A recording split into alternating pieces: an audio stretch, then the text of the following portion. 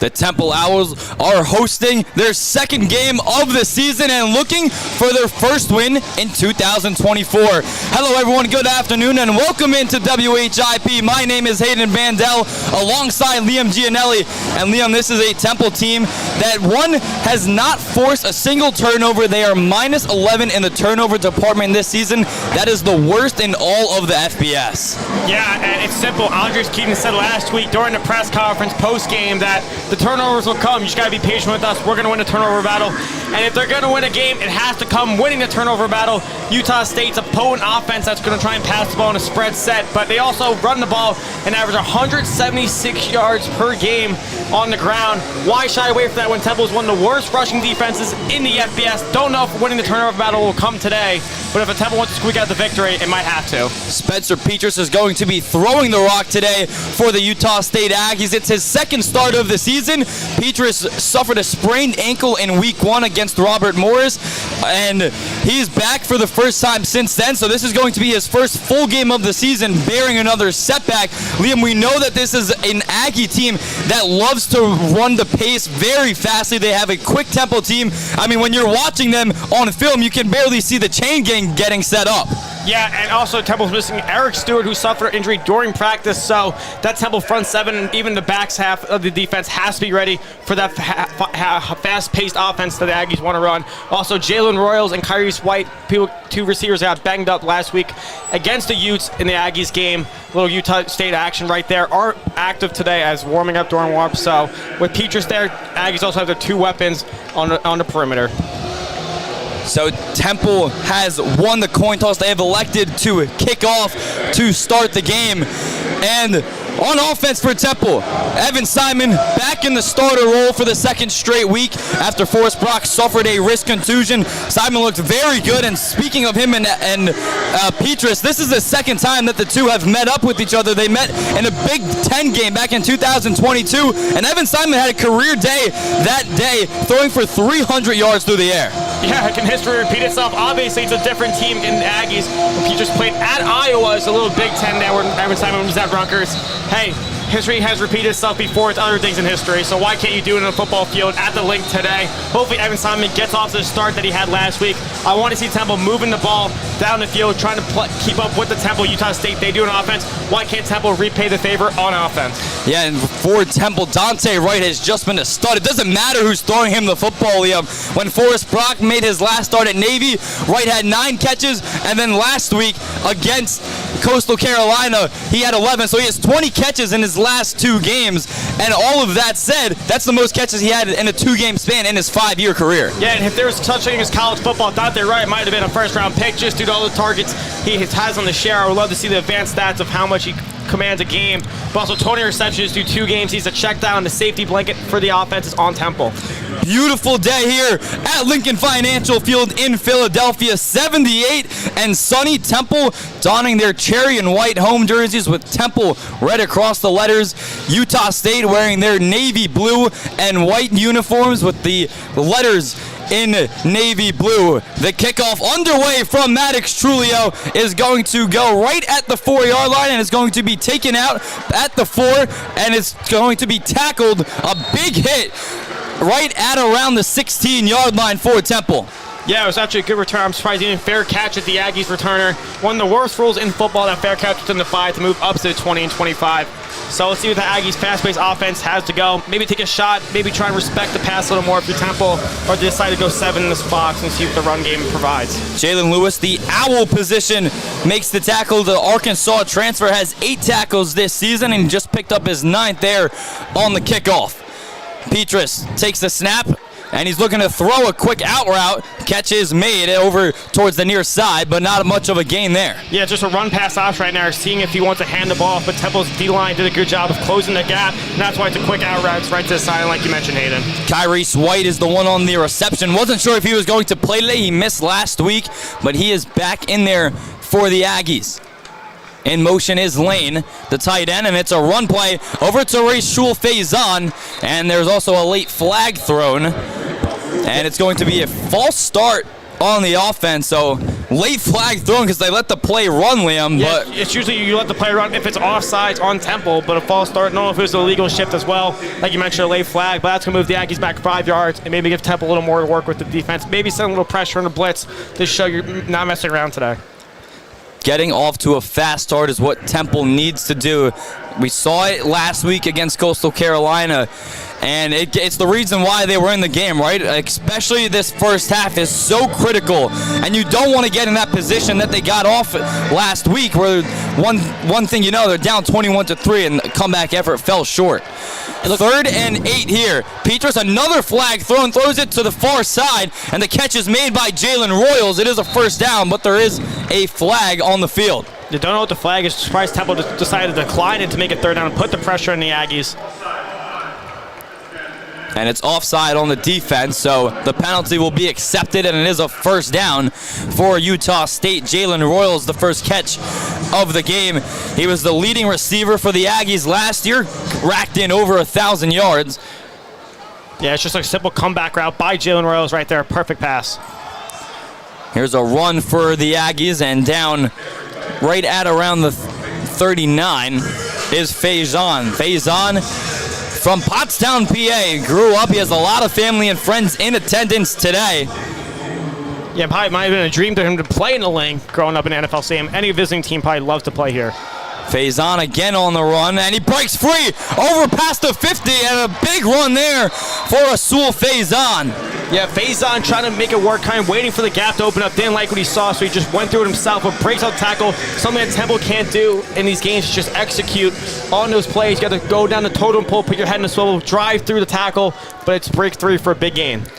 Gonna feed Faison again, just a gut right up the middle, and again solid yards there from the PA native. Yeah, why stop running the ball? Faison's already riding a hot hand. Don't know if it's gonna be a committee or such for the Aggies, but that's another positive gain for around 5 or 6 yards. Give him 6, probably another run here on 2nd down to test the waters. 2nd and 4, snap taken again. They give it to Faison. He goes to his left, and again, some great yardage there by Rasul Faison. His first drive at Lincoln Financial Field, and the PA native is making it look real good. Yeah, and Utah State's already showing a high Temple offense right there. Temple defense is kind of lacking to get off the field. Surprised refs didn't hold up the play, so there will be too many men on the field for Temple. But that front 7 is not really stacking the box to give them too many gaps to work. Wonder if Eric Stewart's absence right now is really starting to show for Temple's defense. Petrus in shotgun with Faison to his left. Lane in motion, the tight end, as Petrus looks over back to his bench to get the call. Yeah, it's something I always wonder about college, just the hand signals, the backup quarterback telling them what to do as well. They hold up the poster board, see what plays they want to call. Probably another RPO set. And it's just a pitch over to Faison. He picks up a first down and more. There's a flag on the play. Looks like it's coming back, Hayden. Yep, it looks like it's going to be another holding, or the first holding on the offense. So that's the 2nd flag for Utah State offensively on this opening drive. Yeah, good effort though by Javier Morton, the safety in the Temple backfield. In the secondary, my apologies. He was trying to cut down on that block, come off an angle. If he didn't get that angle, that might have been a touchdown, but neglects anyway. A big game for Faison with the holding call by Utah State's O-line. Also, I want to go back on an earlier drive, that offsides by Temple, even though it was a first-time completion.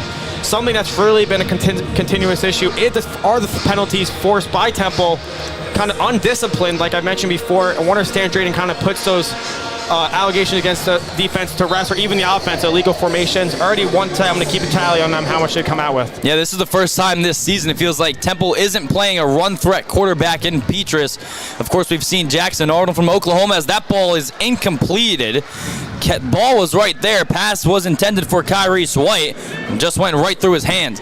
But back to Temple, just playing a bunch of run threat quarterbacks in Petrus. Of course, Blake Horvath at Navy, and last week Ethan Vasco. It feels like this is the first time where they're not really going to be threatened by the run from the quarterback position. Yeah, maybe it's an option or a QB draw thrown in later in the game. If it's like 2nd and 20 like that, I wouldn't take away Petrus' leg at all as an X factor. Petrus hands it off over towards Herschel Turner, the backup freshman out of California, who picks up about 3 on the run to make it 3rd and long. It's 3rd and 17, just over 3 minutes gone by here. Let's see what Everett Weathers wants to throw out here in defense. If he's smart, you play the sticks. You don't try and send pressure. That means it's going to be a 1-on-1 island. It's a stack set in the bottom of the sideline. See what Petrus sees downfield. Temple rushes 3 guys. Petrus rolls out to his right, has a lot of time, and just throws it away. So Temple gets off the field. Good pressure there by Temple. Cameron Stewart, the defensive end, was getting over towards Petrus and made him throw it out of bounds, and Temple is going to get the football. Yeah, Cameron Stewart did a good job shedding off the block, following Petrus. Does not go at an angle, but trying to follow him sideline to sideline, kind of what a linebacker does to make sure he can't run and make it more positive yardage to set up a field goal.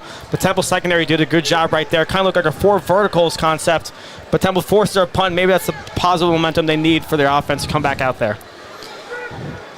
The punt over from Utah State. Dante Wright is there to receive it, and Utah State catches it right at the 1-yard line. A great punt there, and the Aggies are able to come up with it. It was Colby Bowman, the receiver, that catches it right at the 1-yard line. So Temple is going to be pinned back. Boy, it seems like every game the Owls are pinned back within their own 1-yard line. Yeah, I'm thinking of deja vu when we called the game at Navy. Yep. But that was a different quarterback under center. Now let's see what they do with Evan Simon trotting back out there for the second straight week with the start.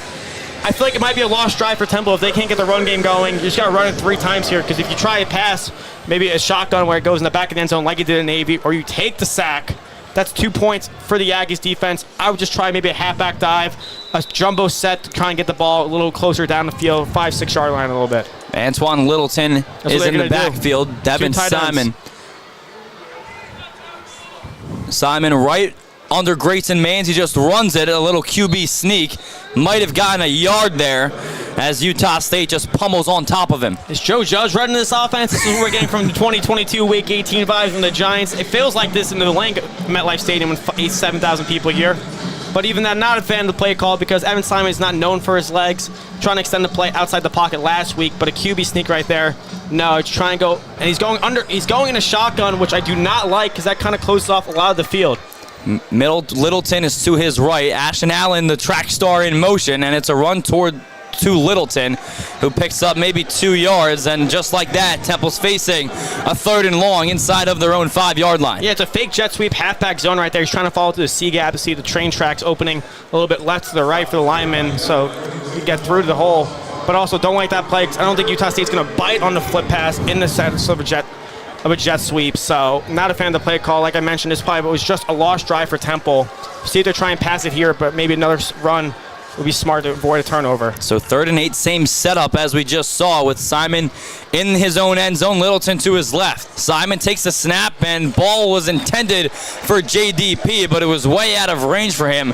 And just like that, it's a 3 and out for Temple on their opening drive. Yeah, it's a good spot concept right there. Also had the running back open in the flat, but I guess Evan Simon did not see that side of the field with eyes locked on Della Pesca.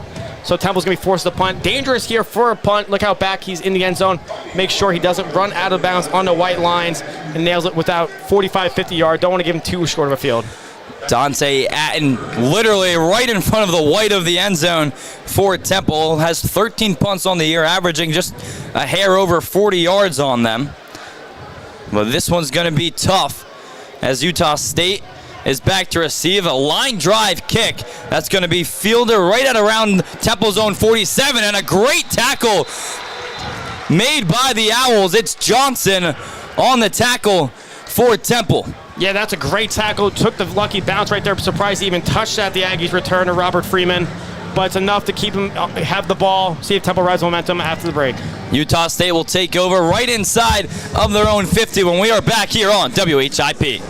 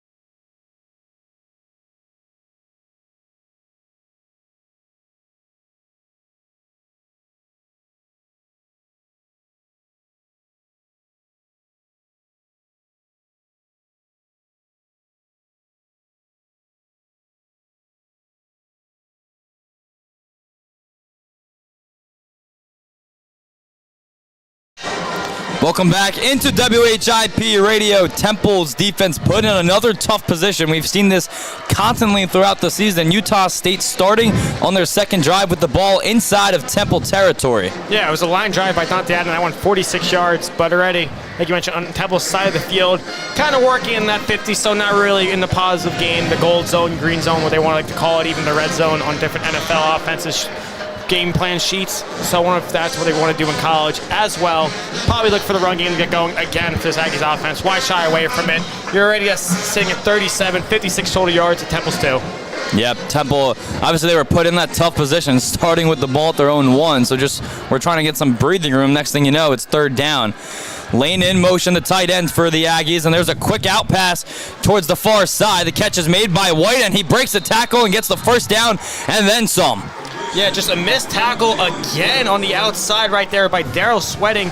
So he couldn't bring him down. It kind of went high again, not trying to wrap around the waist, and that's we're able to break free for a first down. It was actually Jalen Royals on the reception for Utah State. Here's basically the same play. Royals makes the catch, had a blocker there too, but that time only gains a yard. Yeah, Richardson tried his best to get through with the pass or the screen pass, kind of taking away the cover 2 high sets. You see the memes in the NFL, but that's what football's going to do. A lot more screen passes or running the ball. Maybe we're being too harsh on Temple because that's what offenses more like to run.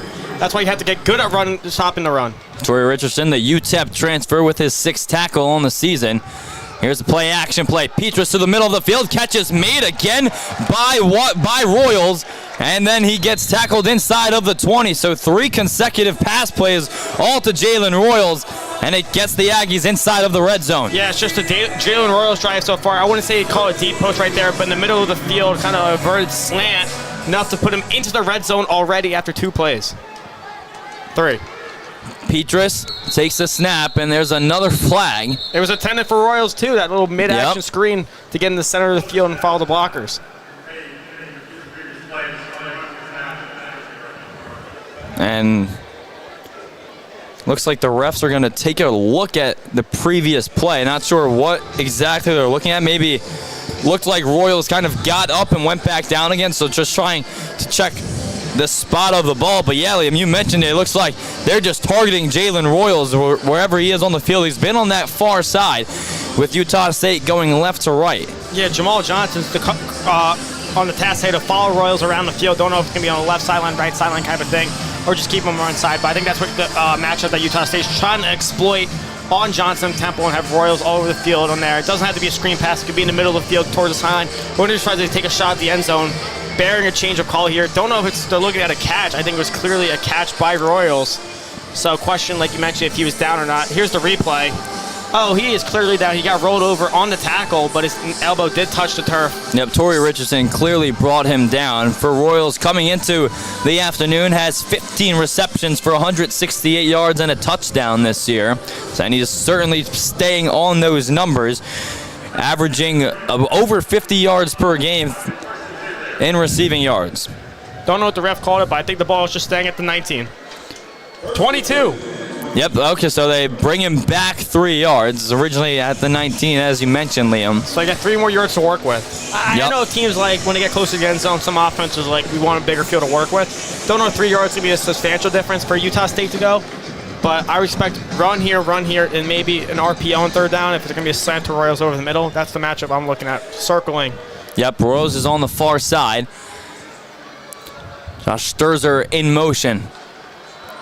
Petrus, run play for Faison, and he's looked good as well. Gets it right back over towards around the 18-yard line. Yeah, Petrus did a good job of selling the run right there. I kind of had me confused. Thought he was passing his drop set right there. Kind of went through a full speed 3-step drop from Petrus, but enough for run around 5-6 yards.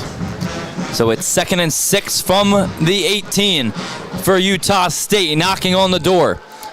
Petrus takes the snap again, gives it to Faison, who breaks a tackle, and he is diving right at around the 4-yard line, and a late flag comes in.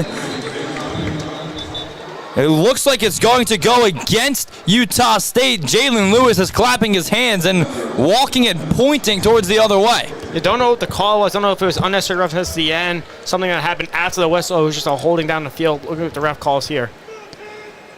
So the ref come to a discussion. It's a personal foul on the offense.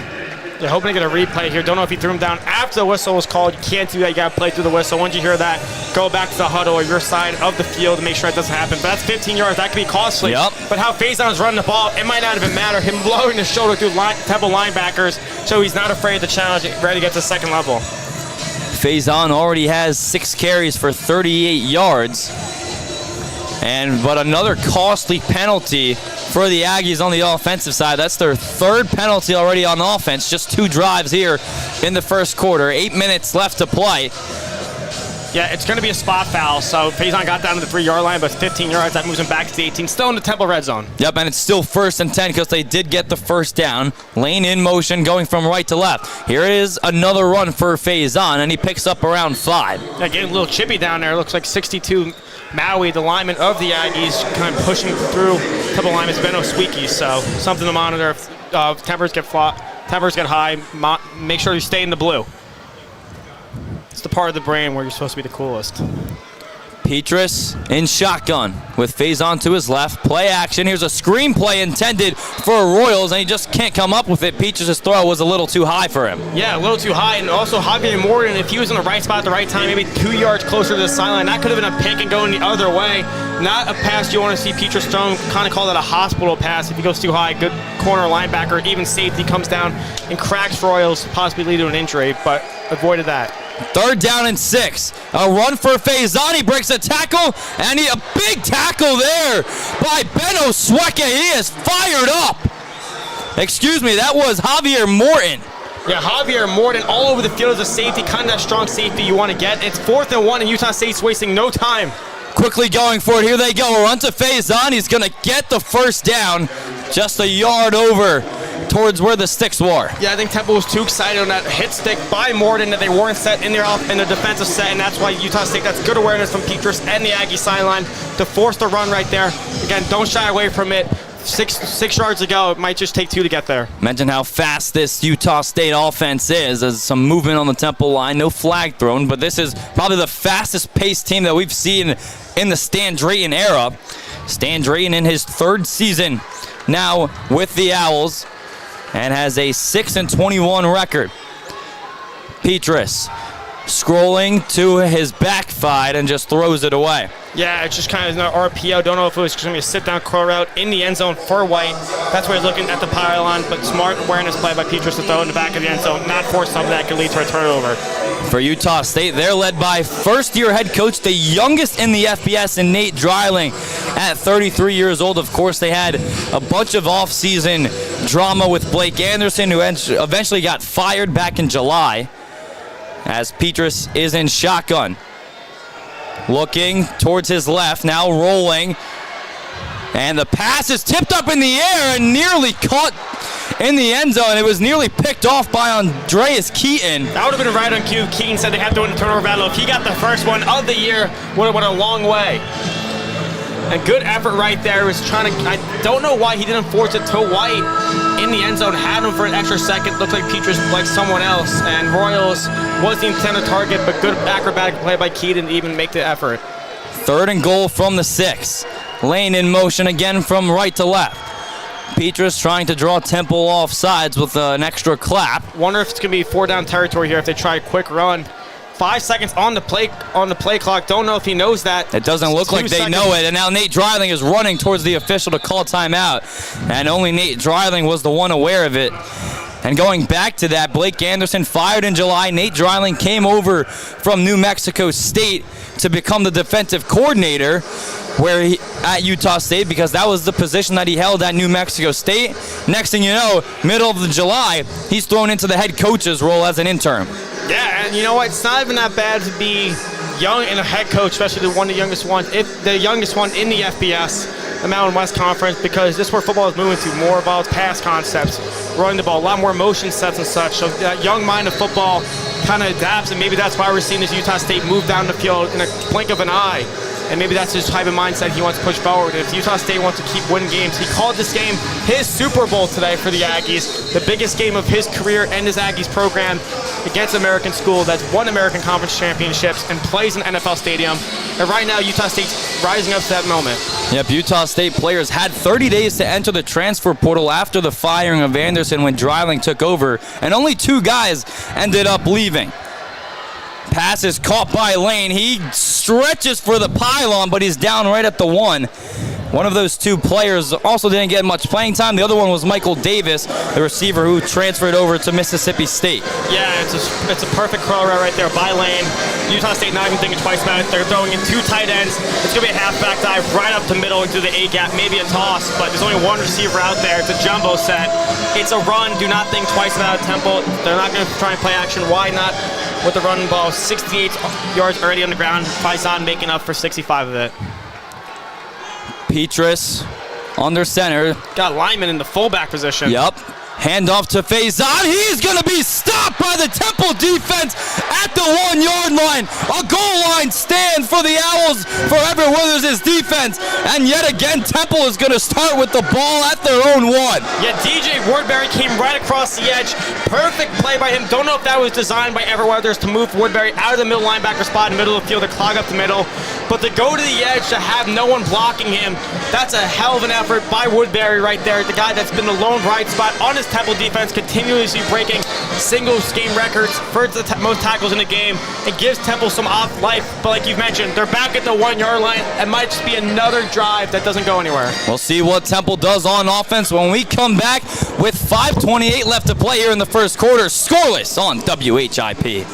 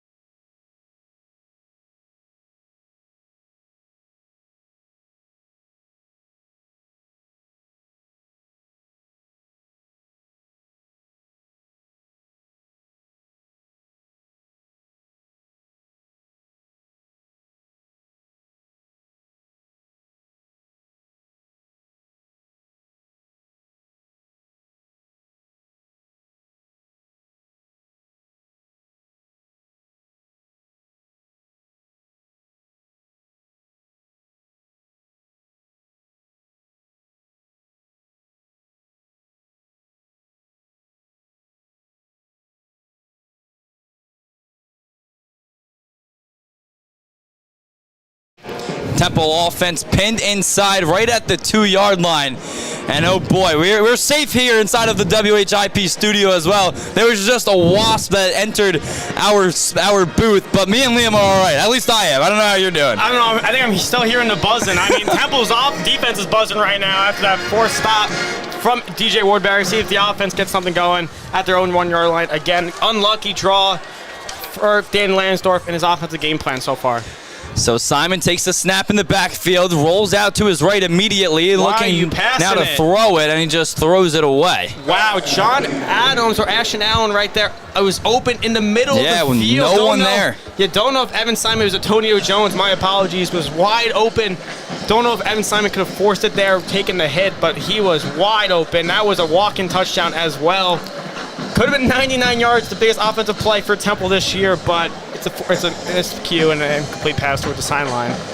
Yeah, I don't know what that There was D no safety back there either for Utah State, so I'm sure Nate Dreiling, who is also serving as the defensive coordinator as he's stepped into that interim head coach role, is talking over with his guys.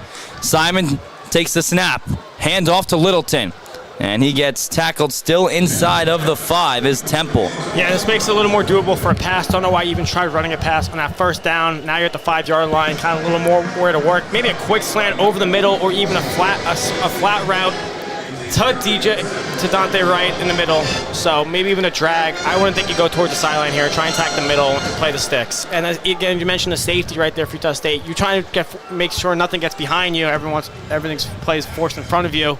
So maybe a little miscue right there from communication in the back end, but lucky it didn't result in Temple 6. 3rd and 7 from their own 5. Simon, this might be his first snap outside of his own end zone. Takes it quick out pass to JDP, who's going to pick up the first down and more down in right past the 15-yard line. That's a great play. It looks like Utah State's a little frustrated on the sideline, looking call for a holding call or an illegal shift. Don't know if man moved too early in that offense, looking for it. It's just a play action. Lil Pesca in the flat makes it work for more than 5 into at least 16-17. James Delapesca, the graduate single digit, wears number 8. He's one of just 6 Owls that are still here from the previous era under Rod Carey. Simon takes the snap, throws it over a pitch to Littleton, who breaks one tackle and then gets stopped right out around the same spot at the 23-yard line. That's the same pitch we saw last week in the game-clinching drive almost at one point on first down and 50 seconds left. I was like, what is that play call? In that sense, it's a much better play call. 5 yards right there for Antoine Littleton, the hardest runner on this team. Looks like he's won the running back one job without any commitment from Stan Drayton. If he wants to keep it under wraps, that's fine. Maybe see E.J. Wilson come down for third down work. But right now, it's Littleton's backfield to lose. Littleton averaging over 4 yards per carry coming into the game. Has 104 on the season coming in. Simon looking to throw. Has some pressure coming in. Oh, a big hit on John Rice May. Just decked Antoine Littleton. Don't know if the refs go back and look at that. He lowered the crown of his helmet right into Littleton's helmet. That's targeting 101 right there. That's a blatant target. Looking back at the replay right here. Yeah, that's targeting. If I'm Stan Drayton, I'm very frustrated. That should be disqualification for him. And Temple 15 yards going in their direction. The receiver was not in a catchable football move. It was not looking at it. That is really a definition of targeting, and the boos are coming down, and I do not agree with not even looking at it. Temple fans are booing. I'm surprised Stan Drayton didn't show more emotion as Simon looks to throw it deep, and the catch is downfield, tipped up in the air, and incomplete. It was intended for Antonio Jones, and it's 4th down. Yeah, it's just a good route, and Avante Dickerson played it perfectly, hand-fighting down the way, looking at the ball. If he's facing away from the ball and trying to tackle Antonio Jones, it's going to be called a PI, but instead he turns around at the last second, playing the ball in the air, kind of following the shadow in his eyes of Jones, and it's perfect pass deflection with a little finger wag to the Temple sideline. You earned it. Avante Dickerson, the Oregon transfer, already has 2 TFLs on the season, and Temple is going to punt away. Dante Atten standing at his own 7. Just baby steps for the offense. You kind of got stuck at the 5-yard line. Now you kind of move up the field. So this one is a better kick from Atten, and a fair catch is signaled at the 39-yard line. And that is where Utah State will take over. 3 minutes and 11 seconds left to play in the first quarter. Still scoreless.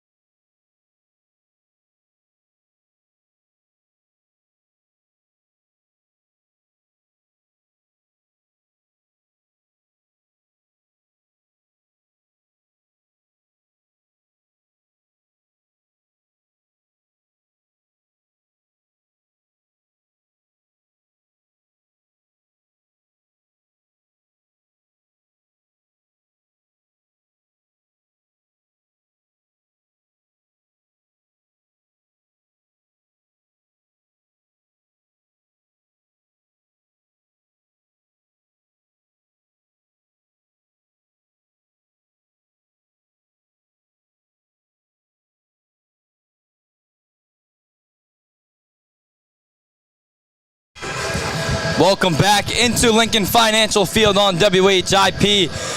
Hayden Bandel alongside Liam Gianelli. Temple finally gives themselves some breathing room. Utah State going to start their third drive of the afternoon at the 39-yard line. Spencer Petras, 6 for 11 today with 49 yards through the air. A lot of those yards have been going to Jalen Royal, so we'll see if they continue to target the wide receiver. Tight end in motion for Utah State. Here's a run to Faison. Faison has also been getting the football a lot today, just dancing around on the right side and gets some extra yardage out of it. Just ballerina feet right there by Faison. Looks like he's dead to rights in the backfield and makes it work, cuts back in, but so light in his feet. He's not jabbing his steps. He's just kind of shuffling into it, and Temple's linebackers are falling for it. Nice little play right there, Faison. What negative yards turns into positive. A gain of 3 for Faison. Low snap handled by Petras, and he finds the tight end. It's Sturzer for a first down. That's a great play call right there by Utah State's offense right there. Lane kind of just hangs on the sideline and kind of moves forward to the side for a slant in the middle of the field. Good pump fake. Petras, play action. Has plenty of time. Takes a shot down the field. Complete. Andreas Keaton, we keep mentioning his name. He keeps finding the football but just unable to catch it. That's an awful throw right there by Petras. That should be a touchdown written all over it. Andreas Keaton played it well enough because how underthrown it was. He was able to get in front of it, but a better throw by Petras over the shoulder of him to find his receiver, Jack Hestra. That's 6 for Utah. Keaton rated one of the best tacklers last week, according to Pro Football Focus, as the pass from Petras intended for Colby Bowman for the first time today is incomplete, and just like that, it's 3rd and long.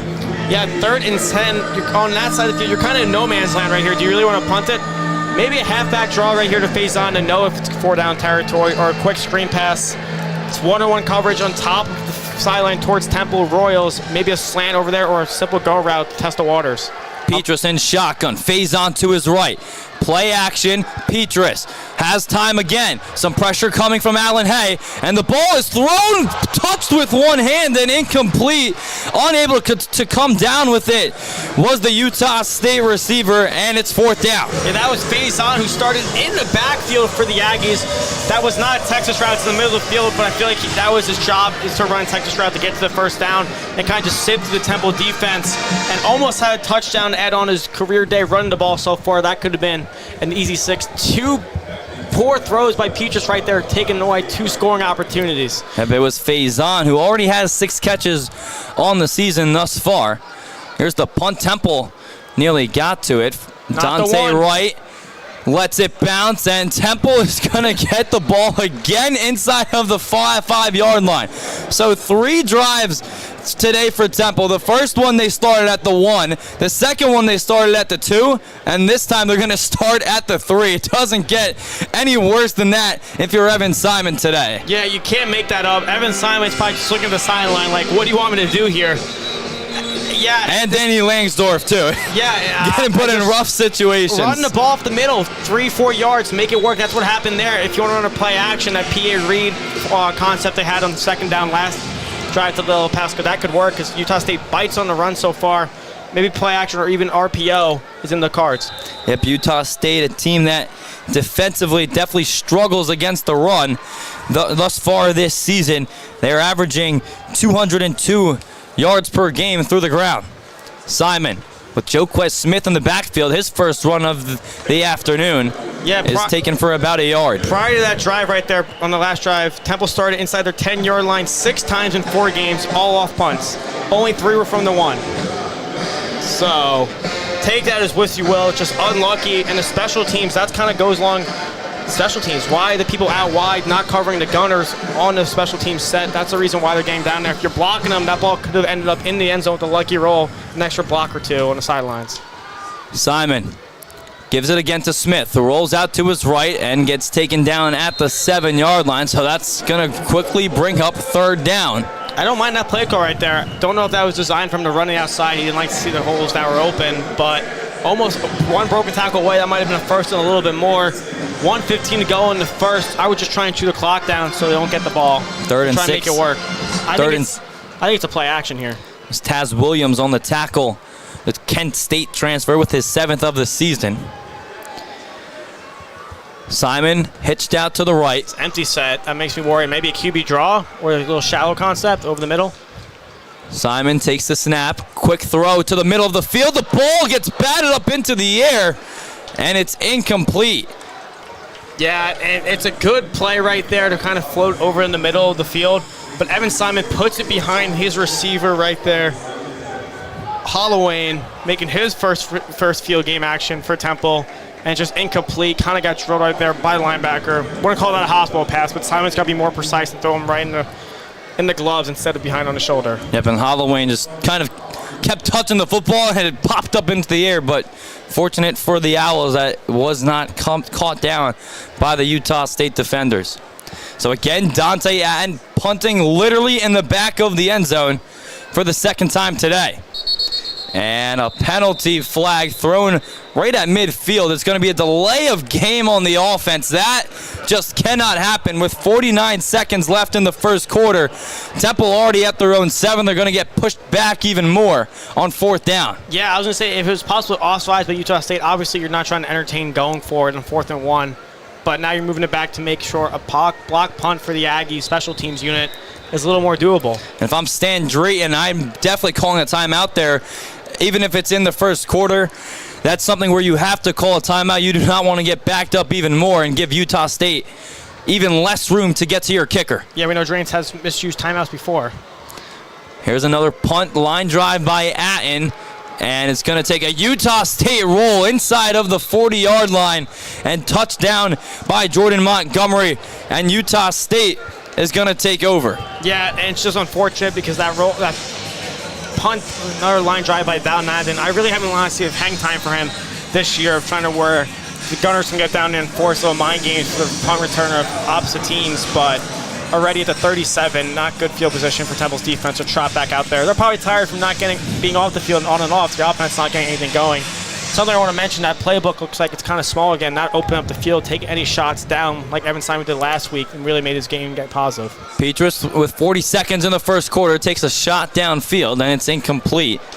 You're looking for Jalen Royals again, down the sideline. Ben Oswiki kind of backing his chest saying, I got him, don't throw him my way anymore. Let's see if Petrus listens. Don't come my way. Yeah, and I think Oswiki had a tough up and down last season, but really becoming the true corner number 1 for this Owls defense. Stirs are in motion for the Aggies. Petrus, run play for Faison, who breaks a tackle past the 20 and getting broken another tackle. A big carry there. That was the backup Herschel Turner, his longest run of the afternoon. And that offense wasting no time right there. Look, ride the hot hand, try and get points before the end of the quarter. Yep, here we go. First down, chain gang barely getting set. This one is again to Turner, and he gets taken down inside of the 15-yard line. Yeah, I feel bad for the chain gang. I don't think they would have a workout. I know they're sweating down there on a hot day, but I didn't think they'd be running up and down the sidelines. So 2nd and 6, and that is going to take us to the end of the first quarter. Temple and Utah State scoreless, but the Aggies are knocking on the door. Find out what happens when we come back here on WHIP.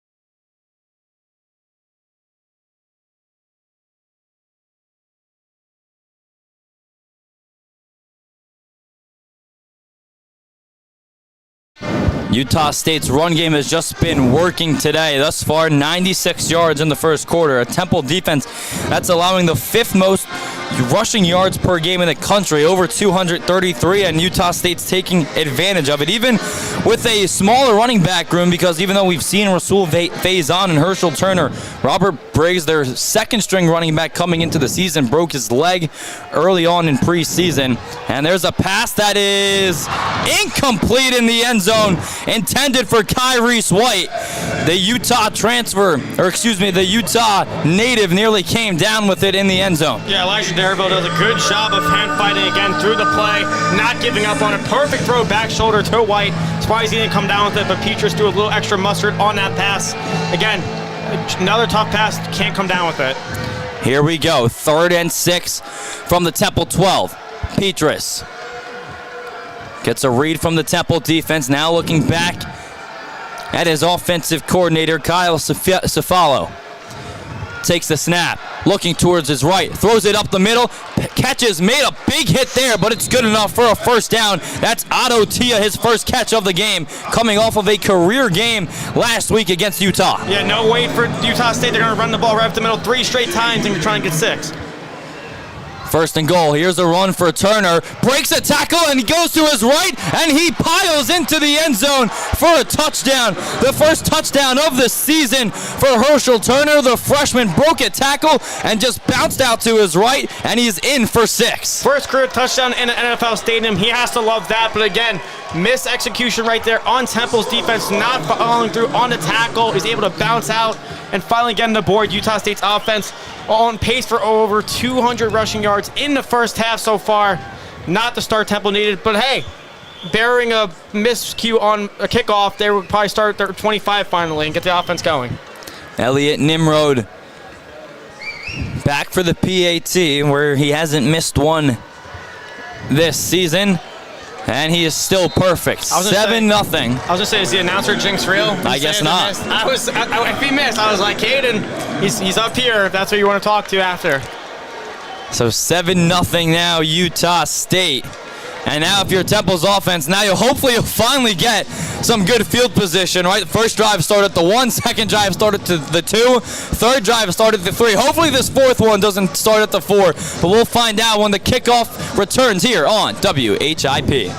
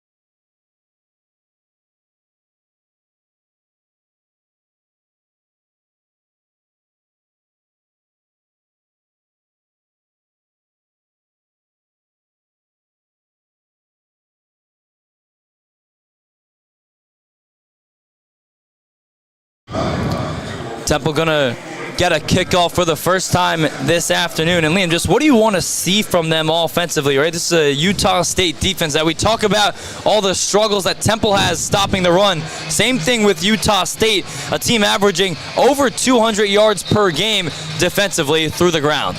Yeah, and I think they're trying to get the run game going, but they've been unlucky backing up at their own 5-yard line, trying to do some Jets halfback counters and such, running the outside zone, maybe even inside zone.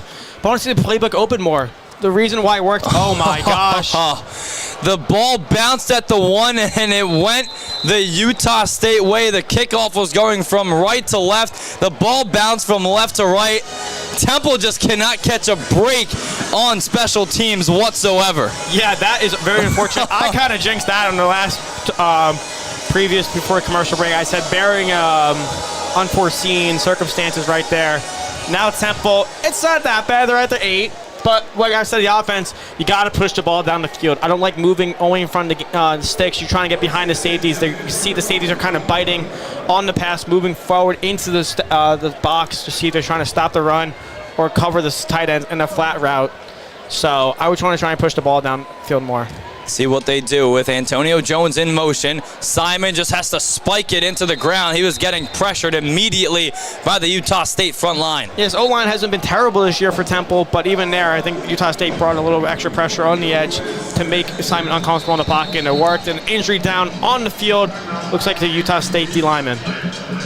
And someone from the Aggies defensive line is down. It's Marlon Dean, the Georgia native, who has 2 tackles on the season.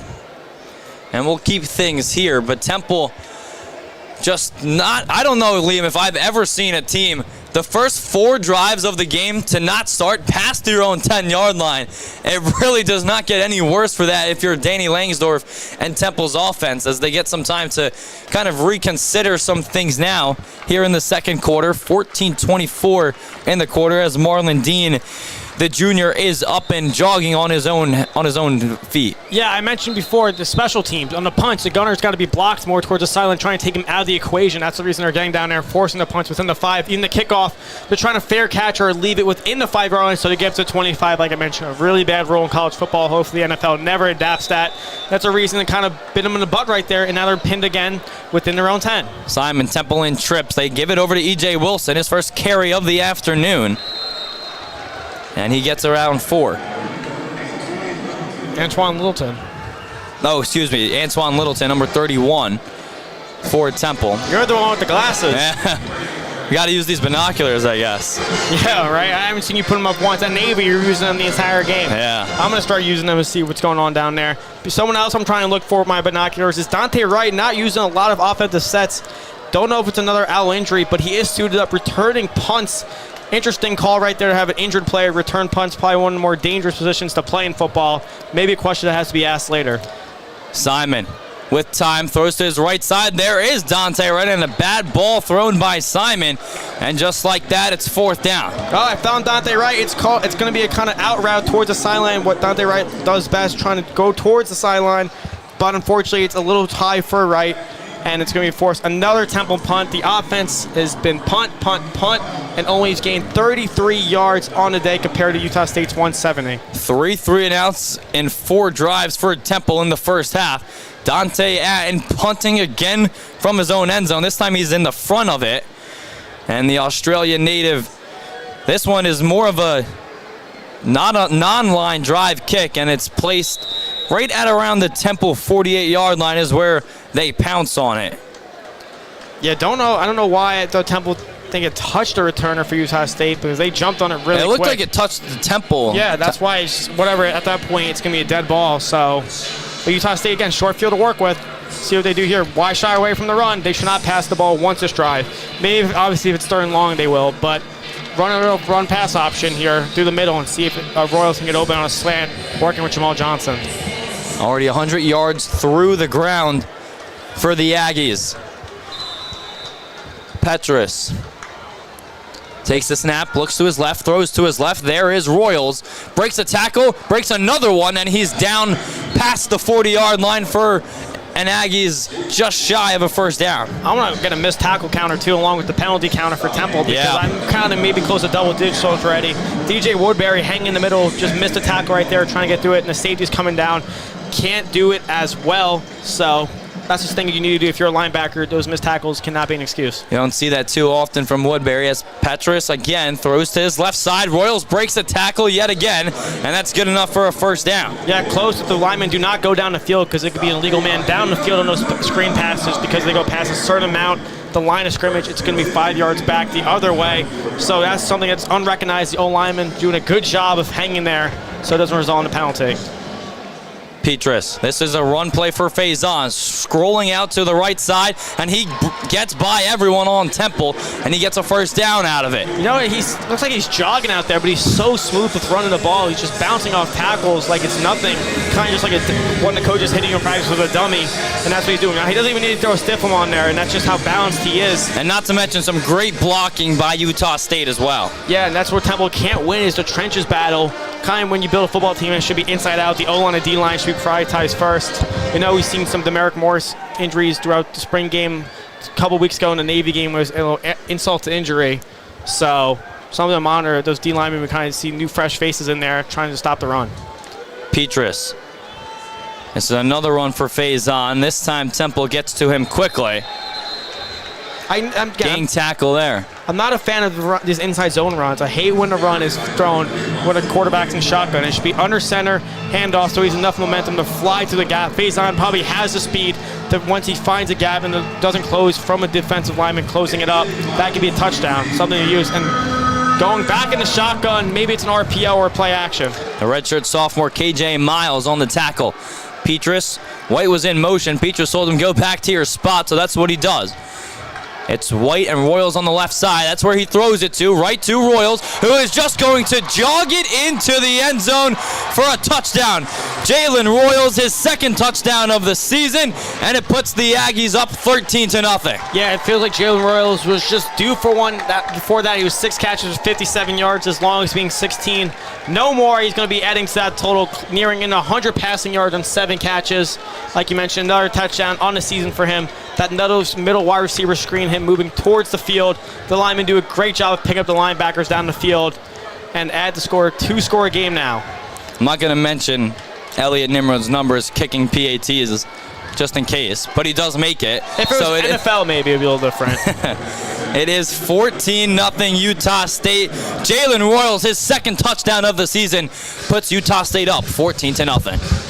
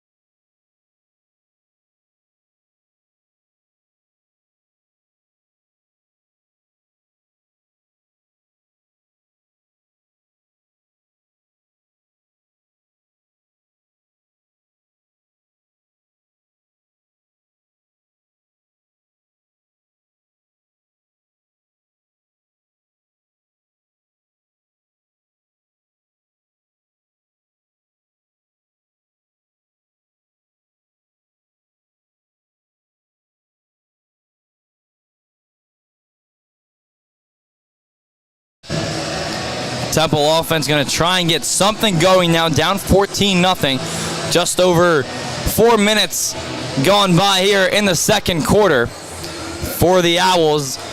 And they're going to get the kickoff here after allowing the second touchdown of the season to Jalen Royals, the leading receiver for Utah State this season and on the day. Royals today has been targeted already 10 times here in the first half, has 83 yards on 7 catches, and of course that 26-yard touchdown pass that we just saw. It's nice to see some smiles on the Jumbotron. Don't know if there's a lot of smiles right now on the Temple sideline.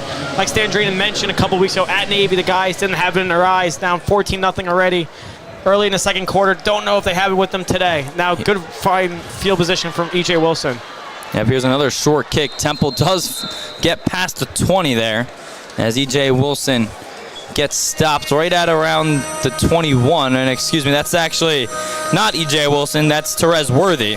My apologies. I see the number 2, and I always think it's someone we know. But yes, Therese Worthy. I think it was E.J. Wilson, the one that misjudged the kickoff prior on that towards the Temple sideline. I don't know if he got replaced for Worthy out there or that was just a formation they were running. But down 14-0, 1 for 8 from Evan Simon, and a total of 33 yards. You gotta play with a sense of urgency now. You gotta move a high, no huddle offense and move the ball down the field. You gotta play the sticks. You're not trying to get 4 or 5 yards. You're trying to get the first down in the first play. Stan Drayton talked about just the resiliency that he saw last week from his squad, and we're going to have to see it again this afternoon. There's a big run for Worthy, or excuse me, that is number 85 for Temple, Holloway, and it's a first down. Yeah, Holloway trying to get some more game action. I don't know if he's taken over the Dante Wright role of playing the slot. That's what Wright would do if he was in the ball on that Jeff flip pass. And it's a first down already. There's the urgency. Simon to the left side, Littleton, spin move, and gets nowhere. That's the thing with Antron Littleton. He's a guy, he could be a 3-down back just because his sense to pass and pass protection on the third downs. Don't know if he's a good enough receiver out of the backfield to be that guy. Find him in a flat route, but also losing a yard right there because he kind of didn't get his head up and not really dancing around there and didn't turn off field, trying to move east to west, not north to south. Simon in the backfield. Here's a pitch play to Littleton again. Littleton gets shoved out of bounds on the far side, or right at around the 45. Yeah, those pitch plays always get me nervous just because how Simon pitches it over his head. You know, it's not like underhand where it goes right into the breadbasket of the running back. He kind of has to go up high and catch. One miscue, it's a fumble. Could be going the other way for 6. And that was a pickup of 6 for Littleton, who thus far today on his 4 carries has 15 yards. Simon again with Littleton in the backfield to his left side. Take a shot to John Adams. Where is his name? We only called his name once so far, and it was a drop against Navy. Simon rolls out to his left. He's going to get the first down and more. Simon past the 50-yard line, and it's good enough for a Temple first down. Hey, Evan Simon has a little movement in his legs, I guess so, because he tries to spray the field. It's going to be a levels concept. Everyone's moving to the middle of the field. Didn't like what he saw, and I think the linebackers knew that as well, and that's why that whole side of the field was open for Simon to get the first. Just had 4 rushing yards on the season prior to that snap. He gets Temple over past the 50. Here's another run play for Temple, and that goes nowhere. That was Tyree Washington. Yeah, Tyree Washington, a new name added to the mix. Like, you roll the die, let's see who's going to land on it. It was Landon Washington's name, and he's ready trotting back to the sideline right there. Kills all the momentum, a loss of 1 right there. Just keep passing the ball. Don't neglect it with the run right there. I just don't understand that call by Langsdorff or even Drayton's giving the final approval. They have 0 rushing touchdowns on the year, Temple. Maybe run the ball at the 5-yard line, not now when you're chasing points. Negative yardage on the first run of the season for Washington. Here's another play for Littleton that they pitched it to, and Littleton almost bobbled. He did bobble it, almost lost it, Liam. Just as you mentioned previously, gets your heartbeat racing a little bit. I'm not trying to manifest a fumble, but you notice what I'm talking about. Again, the bobble. I talked right in cue. One's going to come, if not today, possibly next week or throughout the season. One's going to happen on that pitch play. I'm going to say I told you so. Temple team that's already lost 5 fumbles this year and also thrown 6 interceptions. There's a pass right up the middle. JDP is wide open. That's a Temple first down. Yeah, when he does pass that 8-yard sit-down curl route in the middle of the field, linebackers not throwing it on him. They're trying to follow the receivers out wide. It looks like the refs kind of set a pick right there for Lopesco to get a little more than the yards that he was gained for. They'll take it, even if it's 12 on 11. Anything for the Owls to keep moving the chains as they do on that third down conversion. Temple's been good at those third down conversions thus far this season, coming into the afternoon on third down plays that have been within 5 yards. They're 12 of 5. There's a big run down towards the far side, and diving into the end zone is Antonio Jones. It's a Temple touchdown. What a play by Antonio Jones. What a play call by Temple. It's a fake jet sweep right there. Antonio Jones comes underneath for the flip pass. I think Utah State bit on that, and he was nowhere to be seen. If you blink, you miss it. And Temple finally scores. It's not a rushing touchdown. It's going to be called a passing touchdown because it was forward motion. So Temple cuts the lead back to 1 score. Much needed right there for that offense. Antonio Jones with his first touchdown in the cherry and white. The leading receiver at Grambling State last season came over with now current Temple wide receiver coach, and he gets Temple on the board here in the first half. What's going to go unnoticed on that play, but it's going to look great on the film as Delapesco's blocked down the field to make sure that the safety did not go and cut off Jones. So Temple adds right there 7. More innovative play calls. Maybe that's what they needed to get this offense going, and the rewarder with that one. Temple cuts the lead to 7 with 7:50 left to play here in the first half. We'll be back on WHIP.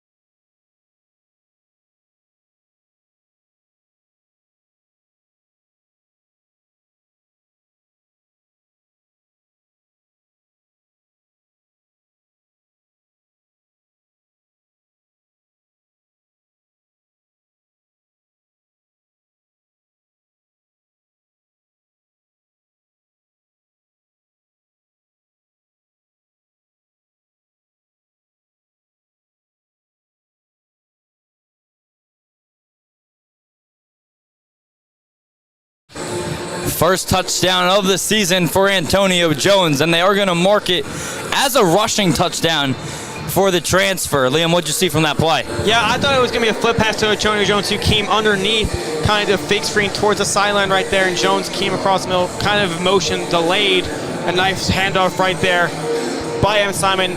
But again, a little trickery from Temple. It was a great play call, kind of catch Utah State off guard. Like I mentioned, more innovative pass calls in their play concepts might give Temple more leeway in his offense, but fortunately it wasn't a pass touchdown by Simon, but Temple gets the first rushing touchdown of the year. Wasn't a running back, it was a wide receiver. Who would have guessed that? Definitely not me. Just some scores around the American Conference that have gone final. Charlotte loses to Indiana 52-14, and Army defeats Rice and E.J. Warner 37-14. That's an Army team that is going to be coming here to Lincoln Financial Field this Thursday. A quick week for both squads. Yeah, Temple night game, that does not bode well for them. So if you know they have yet to win a night game while they've started that kind of tenure here at the Link in the sense of trying to get more fans to come out for the games. Thursday night, don't know if that's going to be the case, but Army, this Black Knights team, is no joke, an elite defense, and they know how to run the ball. Petrus, play action, and he hands it off to Faison. Don't know if we see a ton of change of pace here from Utah State, trying to chew the clock a little more. Make sure Temple doesn't get the momentum back on offense. It doesn't look like they're going to do that. Try and look right to the sideline and try and push. But Faison's really first negative rush of the game. 7.5 minutes left here in the first half. Petrus looking over towards his left side where his offensive coordinator stands. Petrus claps his hands, gets the ball. Looking to his left side. Now he's just going to have to run with it, and he's going to pick up a lot of yards. Might just be shy of a first down, but it is a pickup of about 7 for Spencer Petrus. So both quarterbacks doing a good job of surveying the field, moving in the pocket, not trying to be dead to rights. Petrus making a 3rd and 3, probably a halfback draw right here to Faison, but instead of resulting in a sack, a pump fake's enough to get him 5. Just his second rush attempt of the season. Of course, he sprained his ankle in week 1 against Robert Morris. That one goes for 5 yards. He looked healthy right there moving. Ball thrown, a great ball thrown by Petrus. And they're saying it's incomplete, and it is. Great stop there. It looked like it was Jamel Johnson in coverage for the Owls. Yeah, Kobe Bowman elected like he had to call it. Again, a run pass option over the middle this time in the slant. Looking back at the replay, looks like the ball loses possession when it hits the ground. Yeah, it does. Right when Bowman went to the floor. The Stanford transfer just couldn't hold on to it. Yeah, good job by Utah State not electing the challenge right there because they would have lost a timeout.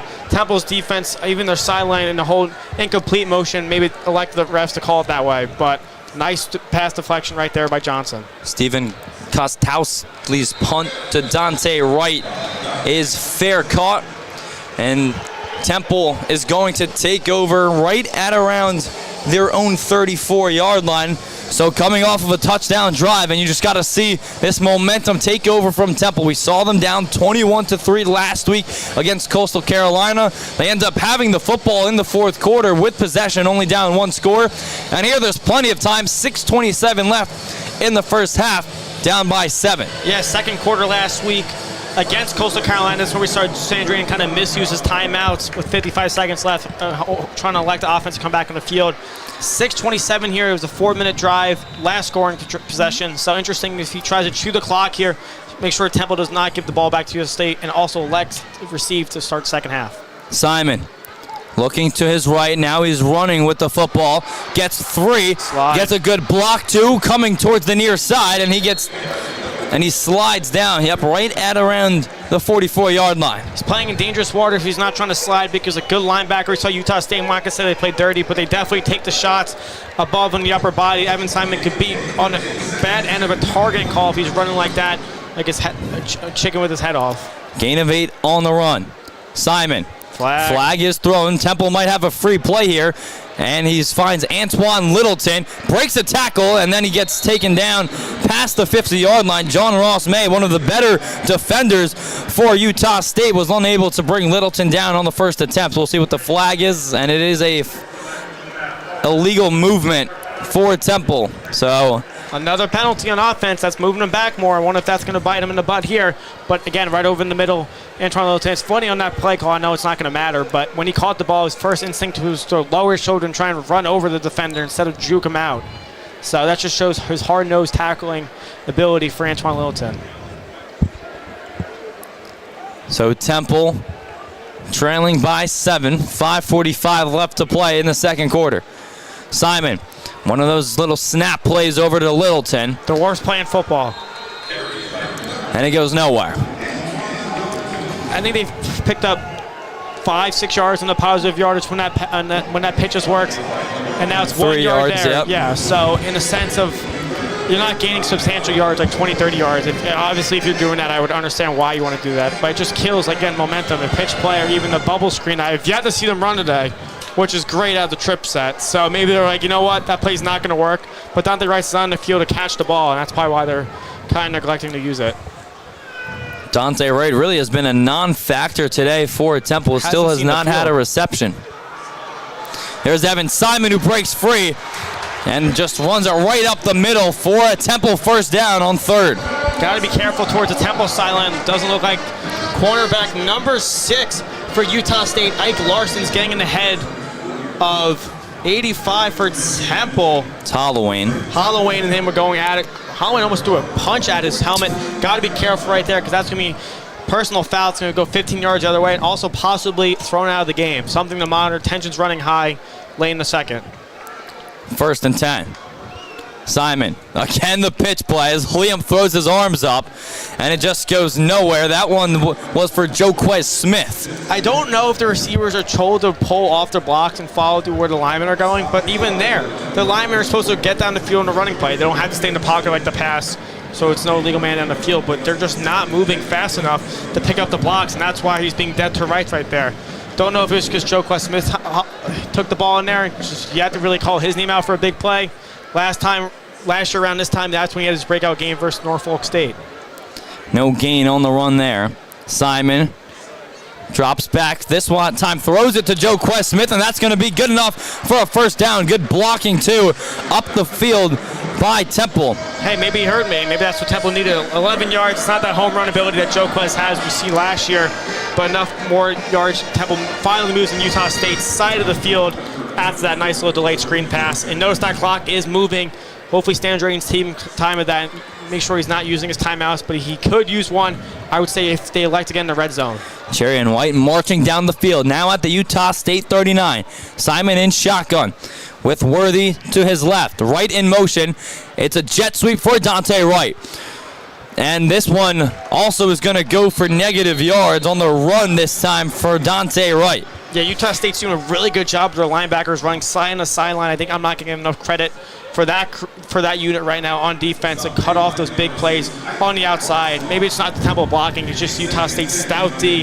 Even the corners and safeties coming down in the sense of cutting off the hashes on Temple side of the field. Dante Wright is the only Owl to have played against Utah State, of course, when he was at Colorado State. In 2 games against the Aggies, he had 10 catches that went for 131 yards, but thus far today, with 2.5 minutes left in the first half, he still has not had a single reception. Simon throws it to the right side to JDP, and there is maybe potentially another Temple first down. We'll see where the officials mark him. Looks like it's just going to be a yard shy, so it'll be 3rd and 1 with the 2-minute timeout approaching. So it's actually a first down, Hayden. You've noticed the refs kind of give the motion and move down the field, guys. Instead of worrying about running down the field like when Utah State has the ball, they're going to give a minute to breathe because we're heading to 2-minute warning. Yep, so Temple does get the first down. You said warning, Liam. I'll say timeout. 2-minute timeout. Temple trailing 14-7, but they're knocking on the door.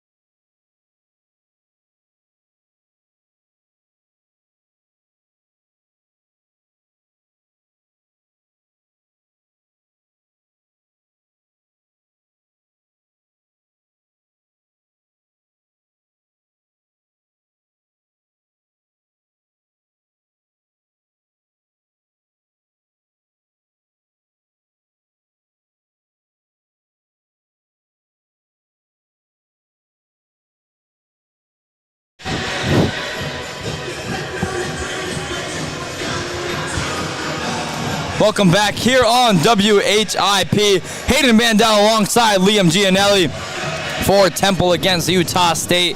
Temple trailing by 7. They were down 14-0, but an Antonio Jones touchdown run, the first rushing touchdown of the season for the Owls, got them to within 7, and now the very next drive, they were down marching the field at the Utah State 29-yard line. Yeah, Temple's finally found its offensive footing, pushing the ball down the field. Again, if it was that 10-yard curl route by Delo Pesco on that last play call before the 2-minute timeout, then so be it. Holloway in motion. Simon's going to throw it to him now on the far side. Holloway, he's going to get tackled out of bounds. A big hit as the clock's going to continue rolling as Holloway gets knocked out of bounds. Yeah, rookie mistake by Holloway to not elect to go out of bounds. That stops the clock. Don't know if that was told to them, say inbounds, so we continue to chew clock. I got my timeouts. Don't worry about that. But something to monitor if they don't result in a touchdown here.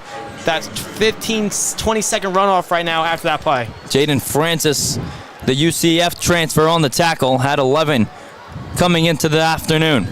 Simon, Littleton to his left in shotgun.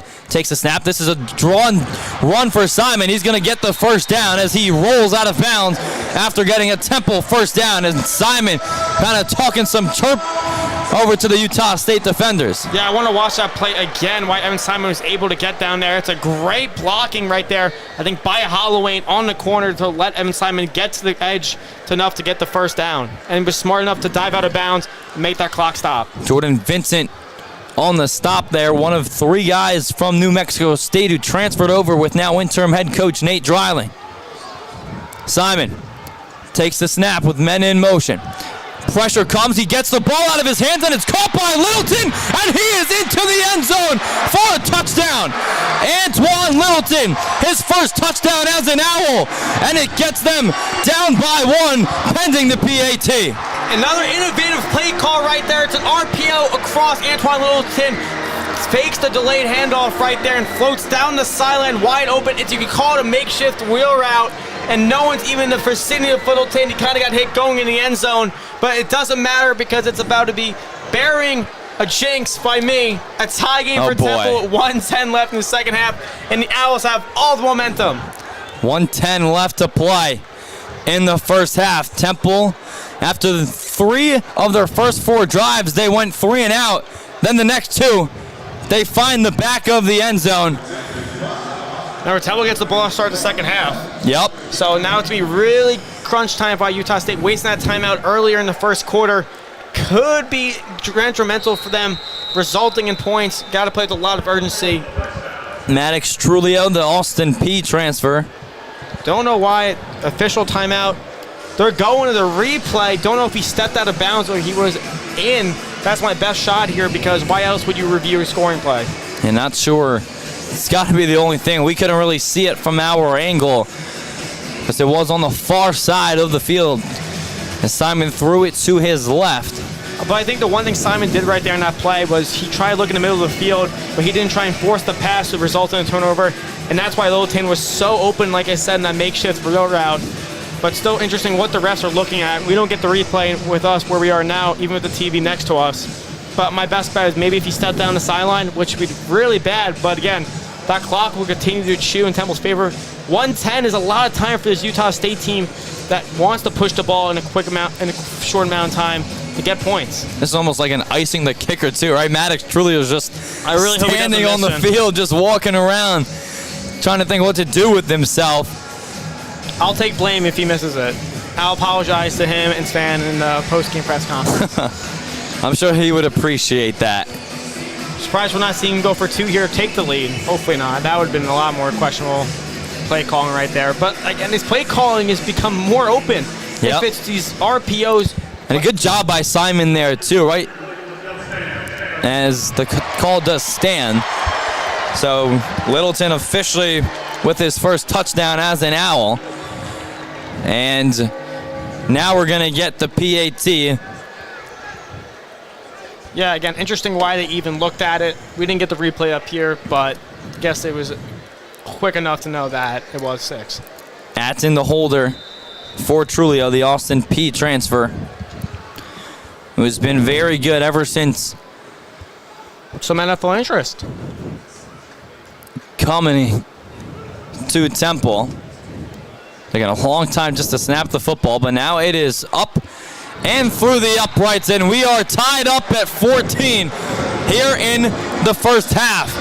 Temple, back-to-back touchdown drives led by Evan Simon, and he just did a great job as Antoine Littleton found the back of the end zone on the first passing touchdown of the afternoon for Simon. So you had the running touchdown go to Antonio Jones, the receiver, and now the passing touchdown from Simon goes to Littleton, the running back. Hey, whoever scores it's the same amount of points, so it doesn't matter if they want to flip over positions. Maybe there'll be a joke. Antoine's like, hey, I'm going to move the receiver. Antonio's like, hey, let me try to get some running back snaps.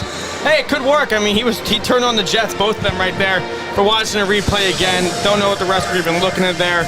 But it's officially tie game for Temple. Yep, it has worked today thus far for Temple. A total of now 181 total yards of offense. 116 of those have come through the ground. Utah State has 225 yards offensively. Kind of split neck and neck between rushing and passing yards. 110 yards passing and 115 through the ground, mainly by Faison and Turner. Yeah, Temple's defense cannot look for a mental lapse here with 1:10 to go. The safeties have to make sure that nothing gets behind them, because I think Utah State's going to look for the home run ball to get on Temple's side of the field in a short amount of time to try and chew that clock. 70 seconds left in the first half, all knotted up. Trulio going to kick this one through the back of the end zone, and it's going to be a touchback, and Utah State will take over at the 25. Yeah. Or excuse me, at the 20.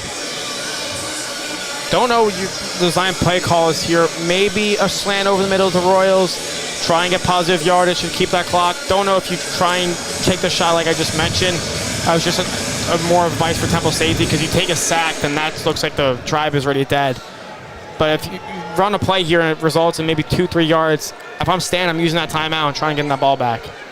Petrus And takes the snap, play action. Ball is nearly intercepted, all right through the hands of Javier Morton. It was thrown right to him, and Temple just cannot catch a break on the takeaways. yeah, Javier Morton smacking the turf, saying that was on me, clapping, smiling though. Hey, it's a deflection. It's an incomplete pass. Oh my God! It was thrown right to Morton. That was so behind White by Petrus. Petrus to the middle of the field for White, who gets a first down and moves the chains. Yeah, remember, after a first down under this time, the clock stops till they get the ball, and the ref gives the motion and keep it going. So this is kind of good enough to not where you need to call a timeout. Here we go, fast-paced offense for the Aggies. Petrus again for White, and there's a tackle quickly made by Beno Sweke towards the near side. Yeah, Beno Sweke, good job coming down to the level, making sure White did not get out of his range, moving his feet, was right there when White turned around, and good enough tackle, keeps the clock going. Petrus, here we go. Utah State moving towards the middle of the field. This one's for Royals, and he makes the catch and is tackled immediately. And then whoever made that tackle is now down. It looks like that is Beno Sweke, who is now injured, so that'll stop the clock with 30 seconds left. And Osweke is down after making back-to-back tackles on White. Don't know what happened with Sweke. He was able to get his ankles right there. Royals, don't know if he got rolled up on his wrist or kind of his hip went the other way, but maybe lost some, got the wind knocked out of him. Interesting why he's even down, but I believe Temple is forced to lose a timeout due to an injured player under 2 minutes. Does give their defense, though, some time to breathe, as Utah State was quickly moving, already at the 46-yard line with 30 seconds. So 40 seconds taken off the clock, and they've already picked up just under 30 yards. Yeah, it's just underneath stuff by White and Royals that were in the middle of the field. That's where their bread and butter has been today. Yep. Not even trying to tempt that home run shot. But it could have been Temple's ball if Javier Morgan what came down with it, but it looks like that was kind of just a wake-up call saying, all right, we're not going to try and force that right there. It was a really bad pass, but now he hasn't missed on one since Petrus. Beno Sweke still down. The training staff is out there with him. Looks like he did sit up a little more on all fours. He was rolled on his back prior.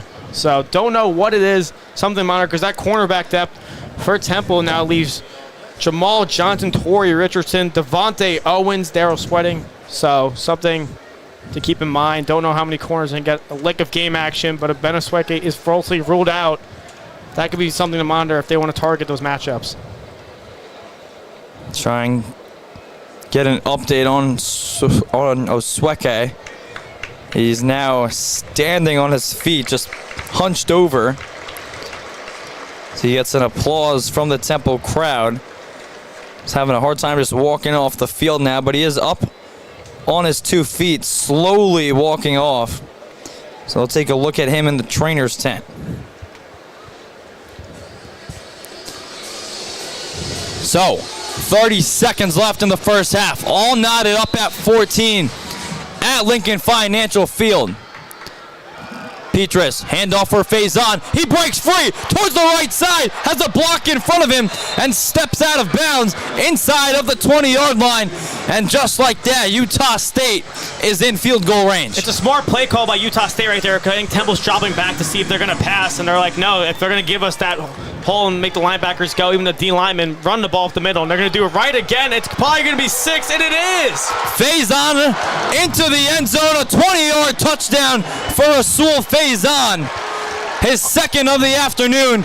And just like that, less than 1 minute after Temple knotted things up, it's Faison who gives the Aggies the lead again. Don't hear the banging. I don't know if that's the Temple's coach's booth next to us, because there's frustration now from the defensive unit and probably the sideline. Don't know what the defensive game plan was there. I understand a drop back because the passing that Utah State was doing, but it was good change up. I'm lost of words. I think I'm just confused of how Utah State drove down the field right there. Faison S to his great day, adding 1 touchdown to his name on the score sheet. A 53-second drive. Adjustment. There you go. Found the word. There we go. A 53-second drive that gets Utah State 7 points, 75 yards. And that was the mental lapse I was talking about by Temple. It looks like they were sleepwalking out there, the 11 defenders that the Owls trotted out. And now it's a little concerning. They do get ball start second half, so they don't need to hit the panic button. But imagine if Javier Morton caught that pick. It could have been 21-14 Temple. Yeah, and that's something that we're going to have to come back to probably in the fourth quarter at this rate. It could have been a huge game shifter. So Temple most likely not going to do anything here with 17 seconds on the clock. We saw Stan Drayton do that last week right before the half against Coastal Carolina, kind of just elected to not do anything, just hold on to the football and let the clock run out. So we'll see if anything changes in the back of his mind, but I wouldn't expect that to happen. No, you can't force a pass here, because if it's a pick, look how quick they just moved down the field now. You get the kickoff, you field it wherever, and you just kneel and head into the tunnel. Try and make some second half adjustments. Again, can't stop the run Temple. That's the one thing they got to clean up in the second half. Terez Worthy back to receive it, catches it at around the 8-yard line. Breaks the tackle, and he's got some room to run. Terez Worthy past the 35 and just couldn't stay on his feet as he jumps up into the air.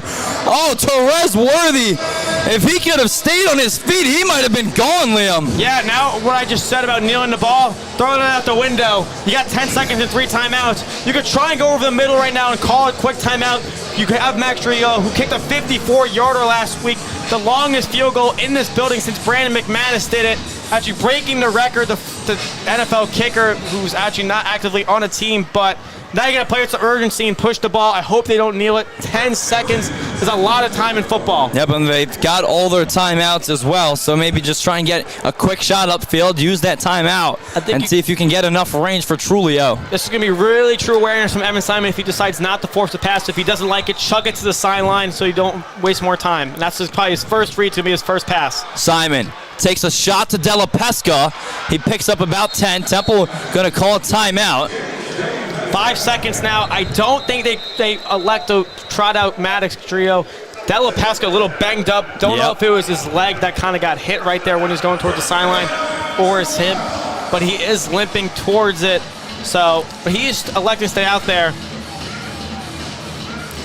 Wow, they're trying to kick it.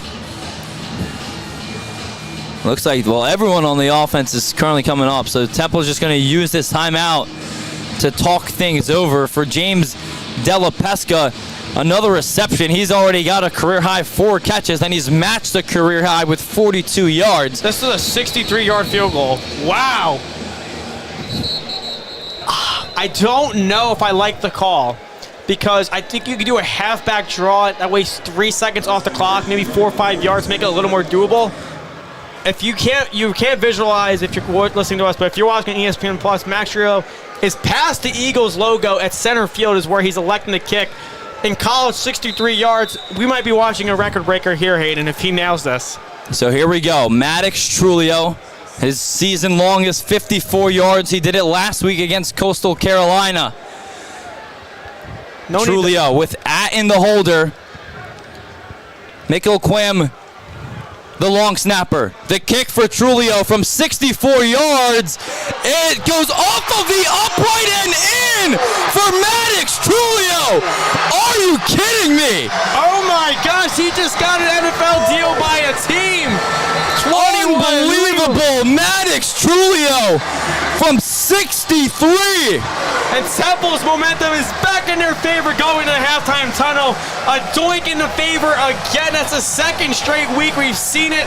It's been the luck on the side. And oh my goodness, Hayden, we might see this on Bleacher Report, ESPN. A new record. We got to look it up and fact check it for you. But oh my goodness. I was questioning the call. Maybe just throw a Hail Mary, try and get 4 or 5 yards. But it doesn't matter. It looked good for me. I didn't want to jinx it, but oh my goodness. And that all stems back to that run that we saw from Terez Worthy. Unbelievable from Temple to get this lead to 4. And they're going to get the second half kickoff when we come back here on WHIP 21-17 Utah State at the half.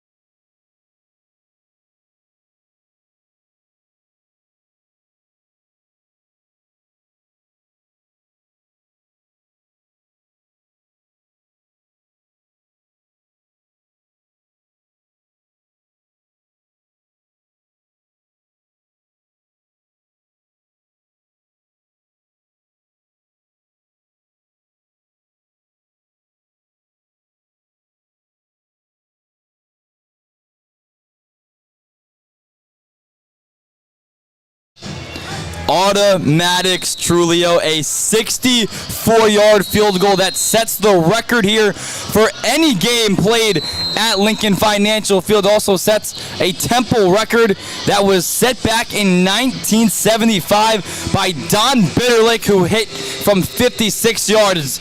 Maddox, Automatics Trulio, whatever you want to call it, Liam, that was unreal. Yeah, we just called history. The last time the longest kick in the link was 61 yards by Jake Elliott versus the New York Giants, our team, and last year against the Buffalo Bills in that 425 game.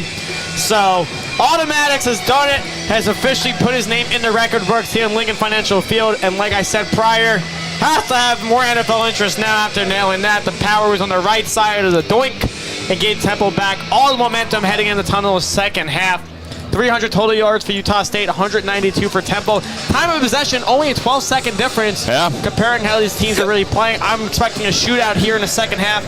Evan Simon's playing a smart football game right now. 8 for 15, 76 yards, 1 touchdown, but not trying to force any of the passes that are going to elect in turnovers, trying to learn from his mistakes last week. And that's what a good quarterback does. Maybe more of plays down the field will be in his favor, or the trick plays that Temple wants to run. But once to see how they do after this offense, but Utah State, there's no reason to go back to the past when how Faison has did today in the ground, 123 yards rushing. Also that touchdown before the end of the half. I think the second half is going to be crazy, and Temple could be on the verge of their first win of the season. And let's not forget about that big run that we saw on the kickoff by Terez Worthy. That allowed the Owls really to run a couple of plays that we saw to allow Maddox Trulio to even have an attempt to kick it from 65 yards out, because we saw last week against Coastal Carolina, Temple just elected to walk right into the halftime locker room. And it was probably going to be the same thing right there, but Worthy with a 36-yard return, and Temple's like, all right, let's go for it. And they get exactly just the amount of yards that they needed on all 2 plays plus the run. And Temple is going to receive this opening half kickoff going from right to left. Yeah, on the film, the Zella Pesca block on that Antoine Littleton touchdown, the block by Hayward, the return by Worthy right there. Some things are going unnoticed. Stan Drayton wants his team to play full 4 quarters. I think they've played 2 full quarters, still 30 minutes to go in the second half, but they're on the right track of fulfilling what Drayton wants from his team. Elliot Nimrod off to kick. Worthy going to take this one out from the 6. Terez Worthy gets tackled around at the 15, so not as big a run as the last one. That puts Temple down at the 15-yard line, and here comes Evan Simon and the Owls offense. It's going to be interesting how they play this second half, what the second half adjustments they're going to make on the offense. If it's changing up the O-line, the receiver sets what they want to do. Pound the rock, pass the ball, bring that bubble screen pass. I hope not, or the toss play. Same with Utah State's defense. Are they going to respect the pass or stack the box? For Temple, we saw the starters in the first half were Eric King, Jackson Pruitt, Grayson Maines, Melvin Ciani, and Diego Barajas, and it looks like those are the guys still out there. Simon takes the snap. Just sits in the pocket, and he's going to get sacked for the first time this afternoon. And it looks like it's Blaine Spires for Utah State, his second sack of the season. Yeah, not the start you wanted for Temple. I think they just try to do a little more of a spot concept, some curl routes, a deep post towards the sideline as such, even a deep fade. And I think Utah State didn't bite on it, and Evan Simon tried to go through all his looks and his reads and just couldn't find anybody and took the sack. In that sense, I think you just throw it out of bounds so you don't lose yards. But it's a 7-yard loss, 5 yards, apologies. Yep, loss of 5 for Simon, who's ready. Fakes the pitch, now just runs it right up the middle. And Evan Simon's going to get brought down at about the 21-yard line. So after a loss of 5, Simon runs for 9, and it makes it 3rd and 6. Yeah, good run right there by Simon, using his legs right now. Also kind of moving towards 44 yards rushing. They give him 9 there, make it 45 yards rushing for Evan Simon. That was a design run play, an interesting one. They faked the pitch to the outside this time and moved into a draw up the middle because the linebackers were following the ball carrier, the running back in a sense. Makes 3rd and more doable. Evan Simon leading this Temple offense. First drive of the second half. Simon Almost got sacked again. That time did throw it away. Again, it was Blaine Spires who was rushing and attacking Evan Simon. And it's going to force Temple to punt a 3-and-out on the opening drive here in the second half. Yeah, not the start you wanted for Temple, like you mentioned on that sack, but instead of taking that one, he forced it out wide to the sideline. It looked like it was going to be ill-advised and stay in the field of play, but it got to the cherry and white sideline, and it forced Dante Adden to do his punt. Could have his best field position for a punt today, not backed up in his own end zone. So see where this ball goes. Hopefully it's not a line drive and get some more hang time on it so the Gunners can get down there. Dante Adden, the punt to Robert Freeman, the fourth. And Temple barely even saw the ball. It's picked up right at around the 43-yard line. And that's where Utah State is going to start with the ball. As Zio Powell catches it right there. And so number 42 catches it at the 42. And a minute and a half gone by here in the second half. And Temple's defense looking for a stop after they allowed Utah State to score less than a minute on their last drive that went for 75 yards. It's funny to say because there's only three really people on this offense getting the ball, but they're so methodical in how they've set them up in different plays and formations. It's hard to just try and lock it out and force the ball somewhere else because they're going to be open somewhere else. Petrus, pressure coming. And that's one of their guys. Wide open is White. He makes the tackle and gets taken down past the 40-yard line. Jalen Lewis and DJ Woodbury on the tackle. Yeah, Jalen Lewis came up from behind. It was actually DJ Woodbury who tried to punch the ball out by White. It was actually Lewis, but White did a good job of holding it in. Almost did come out for a second, but it's enough for a first. White in motion. Handoff for Faison. And not much going there. It's DJ Woodbury on the stop. He's always in every tackle. Kind of gives him the role that Jordan McGee had last year for Temple, who did get drafted by the Washington Commanders. Don't know if he's yet to be activated for a game. Probably more working with special teams in practice, trying to get his role in that 53 on a game day. But if Woodbury keeps getting involved in every tackle, solo or assisted, he can get drafted into the NFL the same way that McGee did this past draft. Petrus takes the snap. Pat looking to pass. And it's caught by Royals. Jalen Royals breaks the tackle, and then Beno Sweke takes him down at the 23-yard line. But another first down for the Aggies, and they'll move the chain. Yeah, Petrus looks like it's just a normal pass to Royals, but you have to hit him in stride right in the hands. You can't let it slow the ball down or let him go behind him. And that's why it's enough for a first and gains some momentum. Again, another missed tackle by Sweke, but it's nice to have him back out there. Yep, it was Jamel Johnson on the tackle. Here's Faison, or excuse me. Yep, that is Faison who runs it for about a yard or two. Yeah, try to do that pitch that play that Temple did, trying to make a little more work by him. Just, again, his light feet on the ground, turned into about 3 yards, not the substantial gain that Utah State wanted, but both defenses are a good job of trying to contain it outside if it was just a normal play concept, not the misdirection that Temple has thrown at the Utah State's way. Petrus, handoff again for Faison. It's just, again, it goes unnoticed how he's patient, so he's pushing off the lineman's back and stuff. Don't know if that gives him another force of momentum, but just trying to find a hole in gaps. There's no sense of urgency like he runs heavy stomping like Pacheco does in the league, kind of like Alvin Kamara does. Latrell Jean on the tackle, the single-digit transfer from FAU. So he's still an Owl, even though he transferred. Yeah, the Owl Bowl. We'll be on the call for that, too, back in November. Yep, November 16th, FAU will come into town. Faison again on a run. Rasul Faison stays on his feet and gets taken down at the 11-yard line. Looks like the ref's giving an indication to move the sticks down, and they will. Thought he came up a little bit short, but 11 yards to go. You still got one more first down on his drive at the 1-yard line. Don't know if Utah State's going to even try and get there. DJ Woodbury on the stop yet again. Petrus. It's going to be a quick go-round top towards Royals, I would feel like. One-on-one matchup. Don't know if you want to run the ball. I think it's time to take a pass to the end zone. Spencer Petrus in the backfield. Again, gives it to Faison. Faison bounces off one tackler and just keeps on moving with the football. He's going to get inside of the 5. It's a killer leg workout for him, churning the legs, not giving up. That's how much you got. That's why you squat in the weight room and such and use the leg press. Hayden, I know you can get a little meat on your legs to push the pile like that. I think my legs are just fine. Oh, really? In basketball, they were when I won that. Rasul Faison handoff to him, and the pass intended for Jalen Royals is too far and out of bounds. Yeah, Ben Oswegi's doing a good job of trying to kind of gating the pass towards the middle of the field, towards the sideline. They're not calling PI because the ball's not catchable, but he's putting his hand on his hip so he's able to turn in midair and deflect the pass. It's a good quarterback concept right there, and little basics like that, the fundamentals that need to be worked on one-on-one drills. 5 minutes gone by here in the second half. Petrus in the backfield with Faison to his left. Petrus looking to throws, and he's going to get sacked. Yeah, it's Tyquan King, his second sack of the season.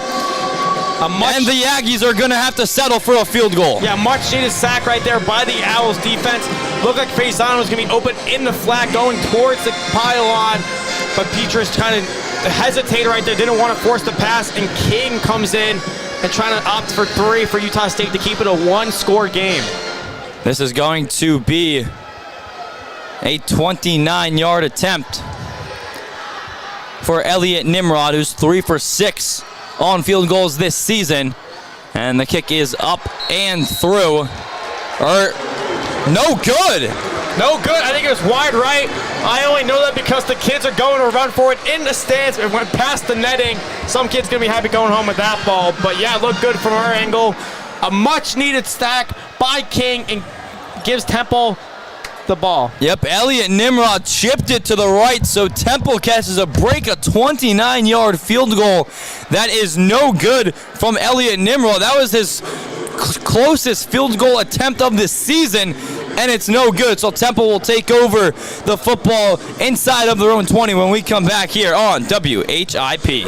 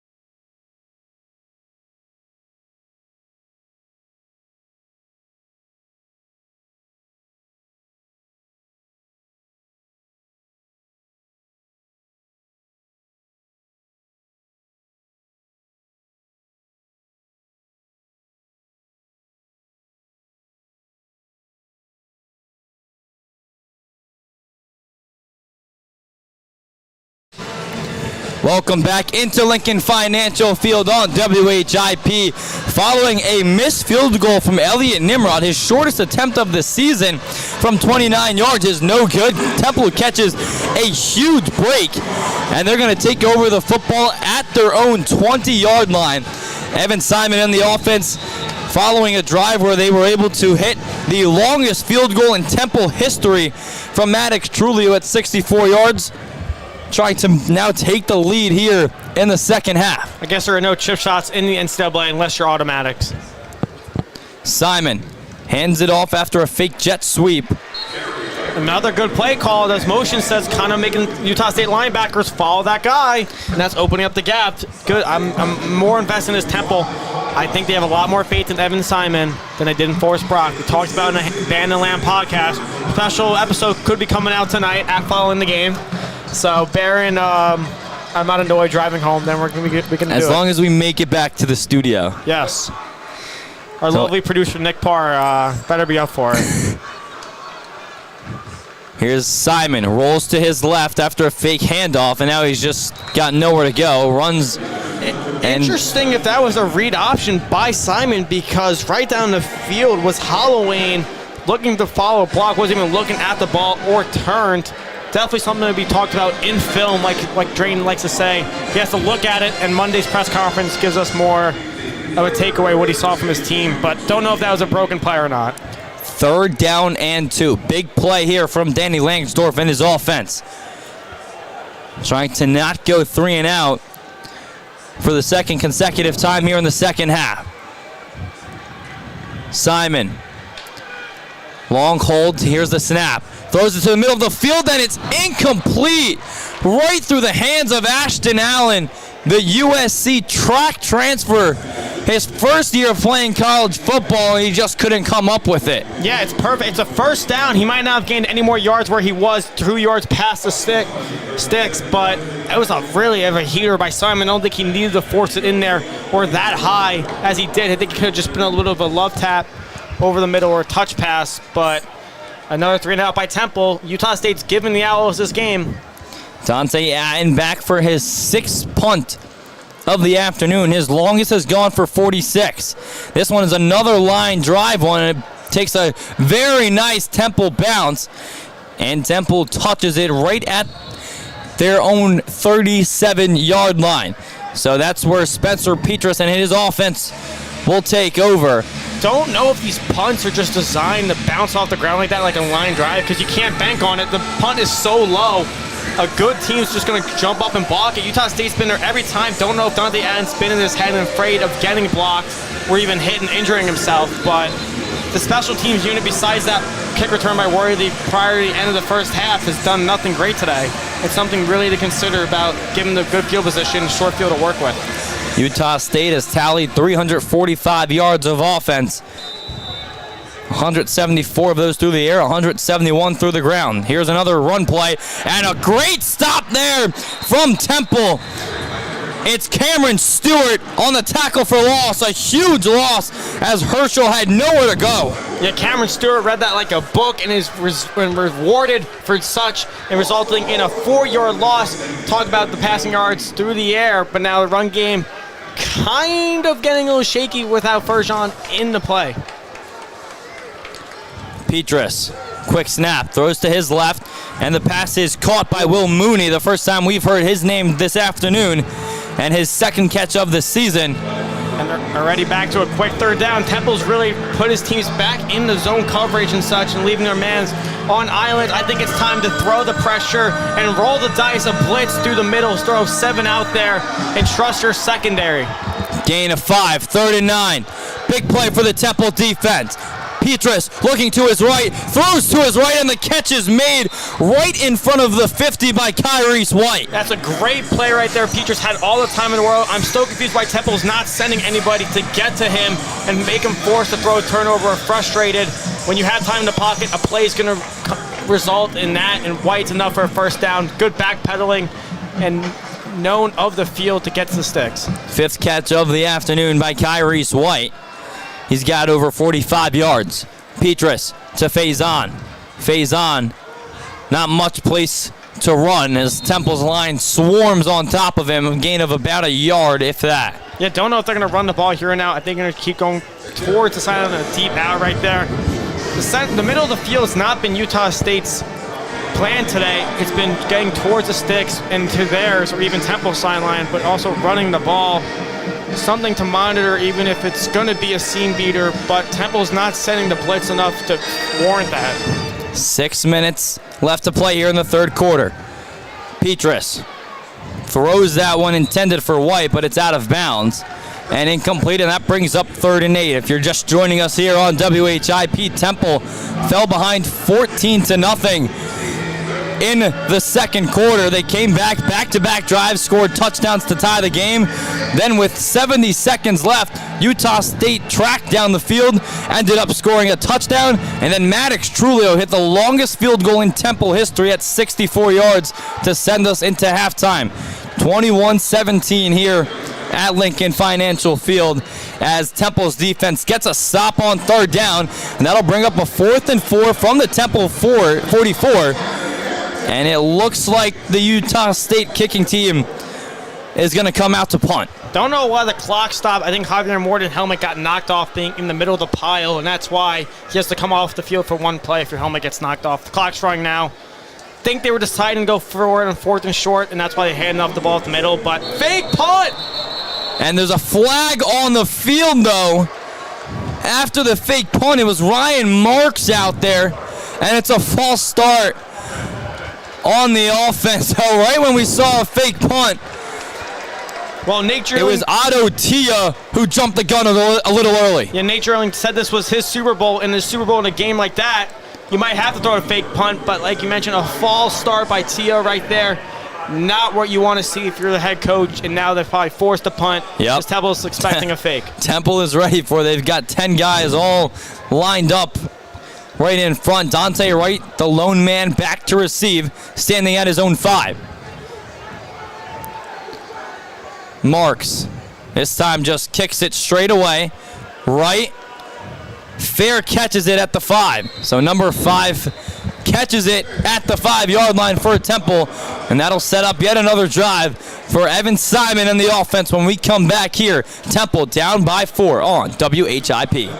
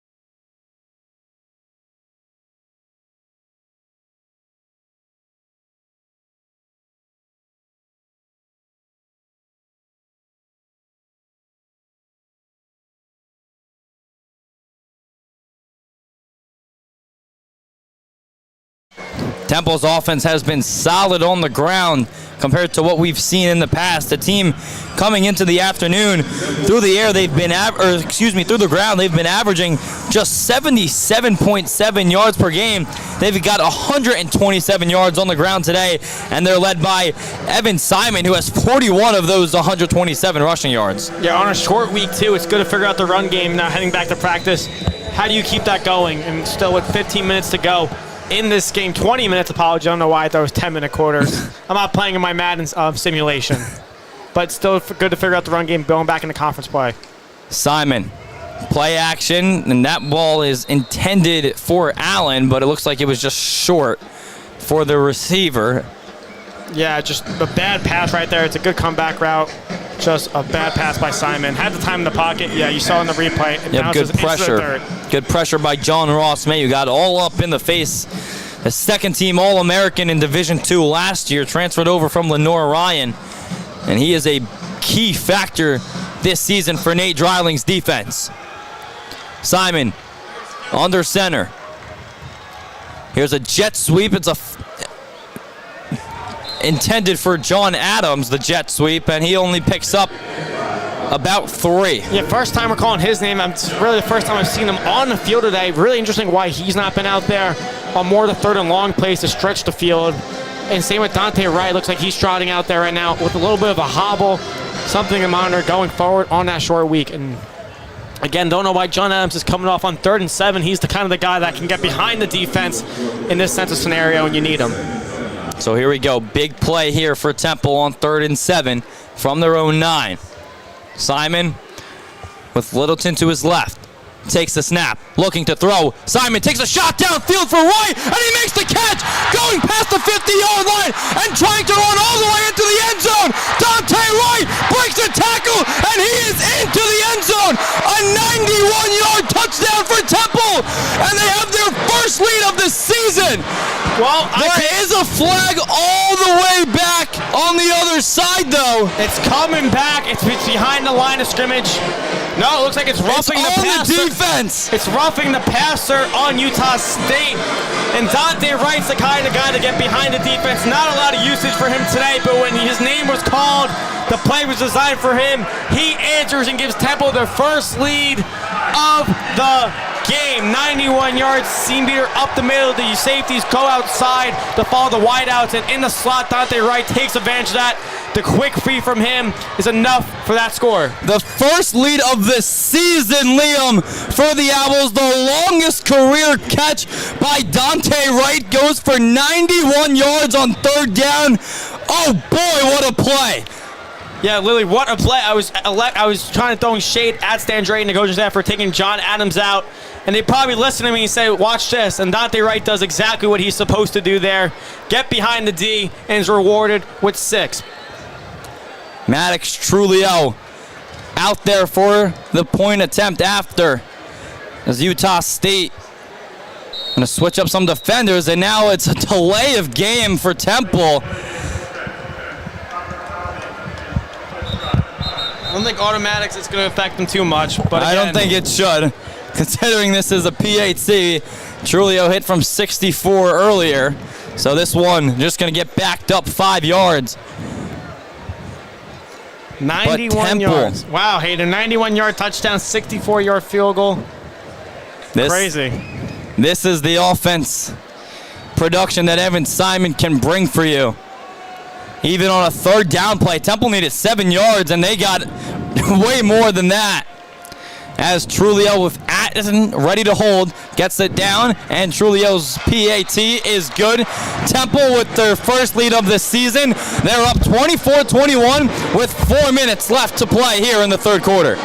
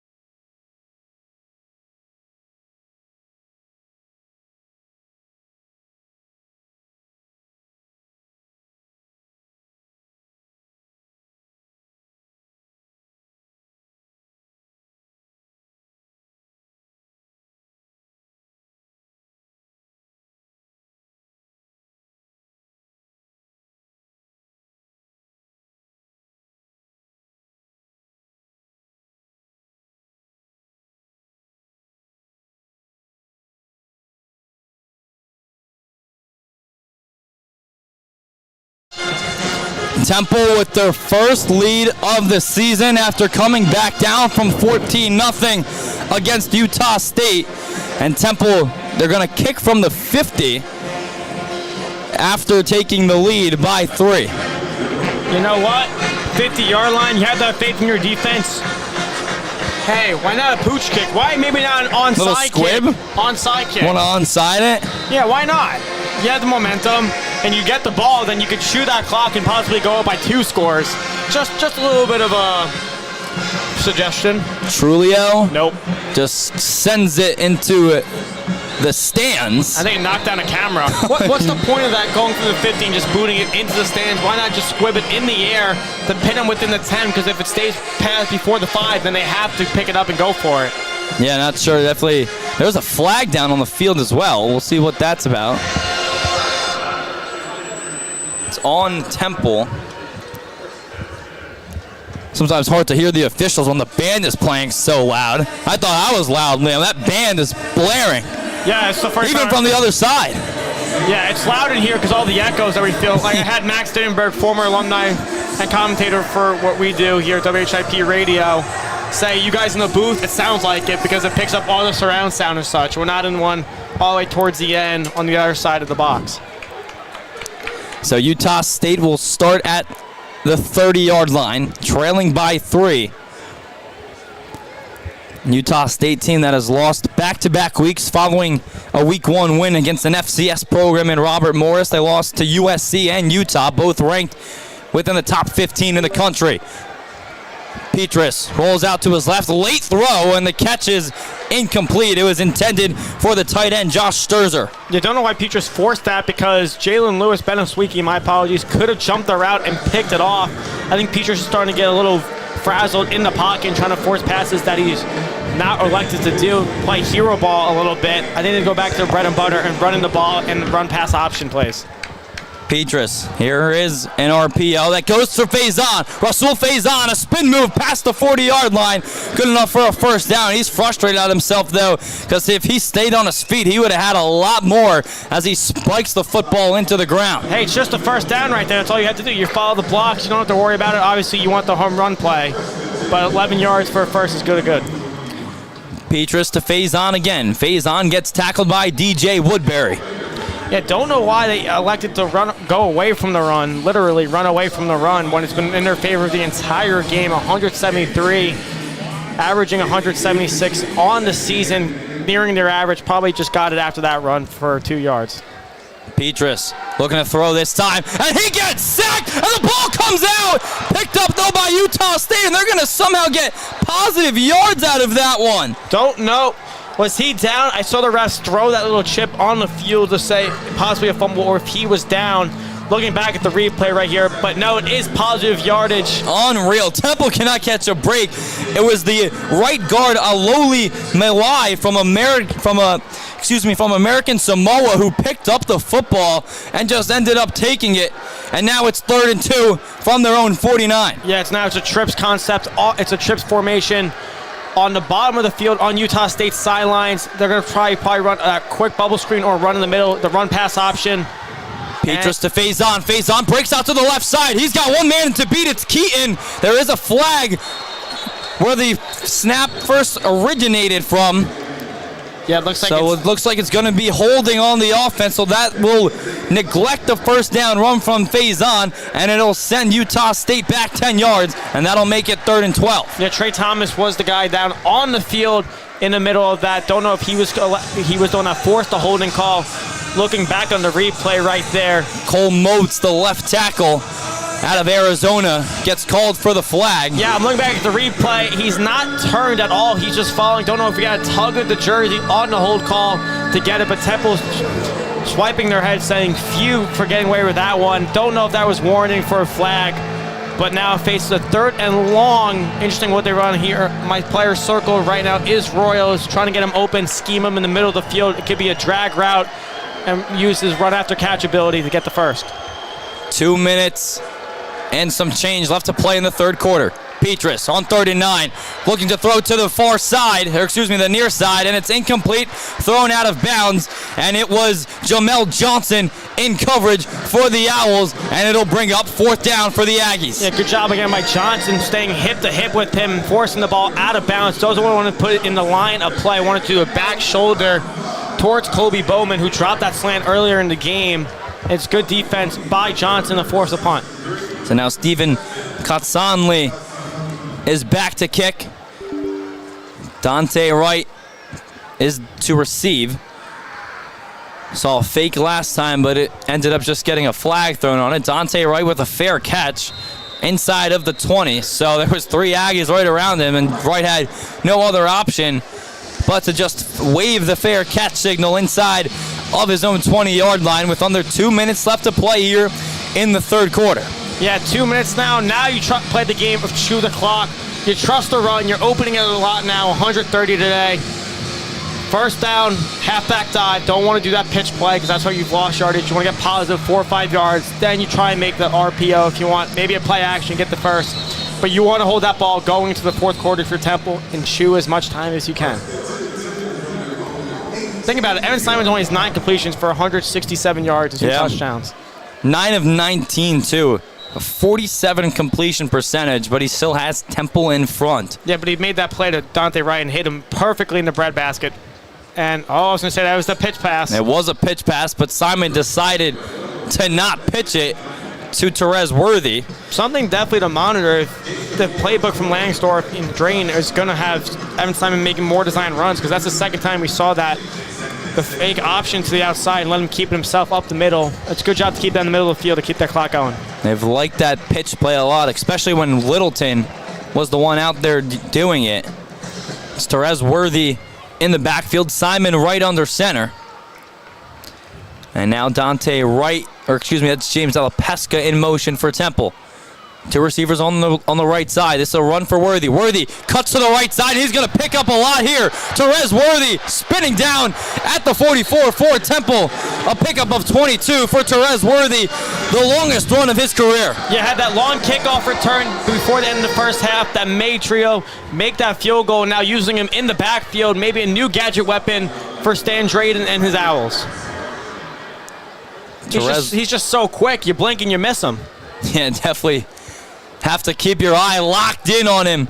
Therese Worthy, 5'11", 170 out of Maryland, but he is making himself a big name today, even though he might just stand at 5'11". Simon again gives it to Worthy.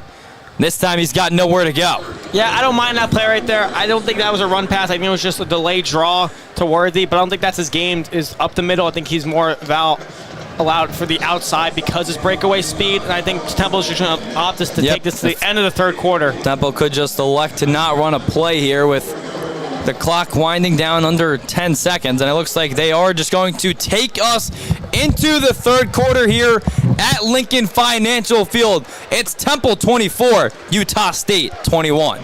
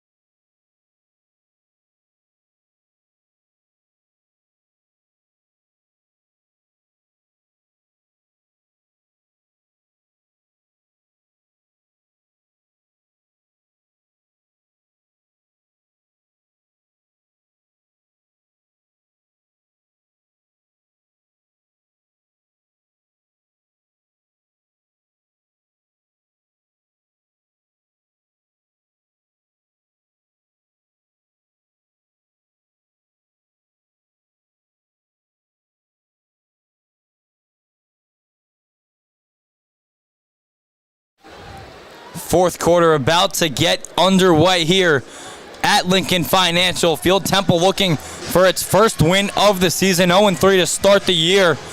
Here in year 3, under Stan Drayton, leading 24-21 with the football against Utah State. Yeah, it's entering the fourth quarter for the first time this year with the lead. Going to be interesting how Stan elects to play this game rest of the way the last 15 minutes to keep away the ball from giving it back to Utah State. And if you can get some points on the board too, find the back of the end zone. Yeah, you got to try and get a field goal or a touchdown. You're not just trying to chew the clock and win by 3 because you guys want to have some more cushion. Simon to the middle of the field. That ball is caught by Ashton Allen, his first catch of the afternoon, and he gets field. Yeah, that's the way to do it. And looks like it's a Utah State Aggie defender down. Yep, and that is actually Clyde Washington down, the former Temple commit out of Medford, New Jersey, ended up going to Purdue, and he transferred this season to Utah State under Nate Dreiling. All over the U.S.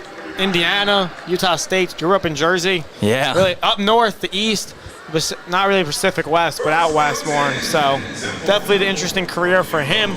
But that nice little post in the middle of the field that Temple wanted to get the first down. Still playing with, I wouldn't say sense of urgency, but aggressiveness to score like you mentioned, Hayden. Washington's been one of their better players. He's now up and good. Ready for action. 1st and 10 for Temple at Utah State's 43.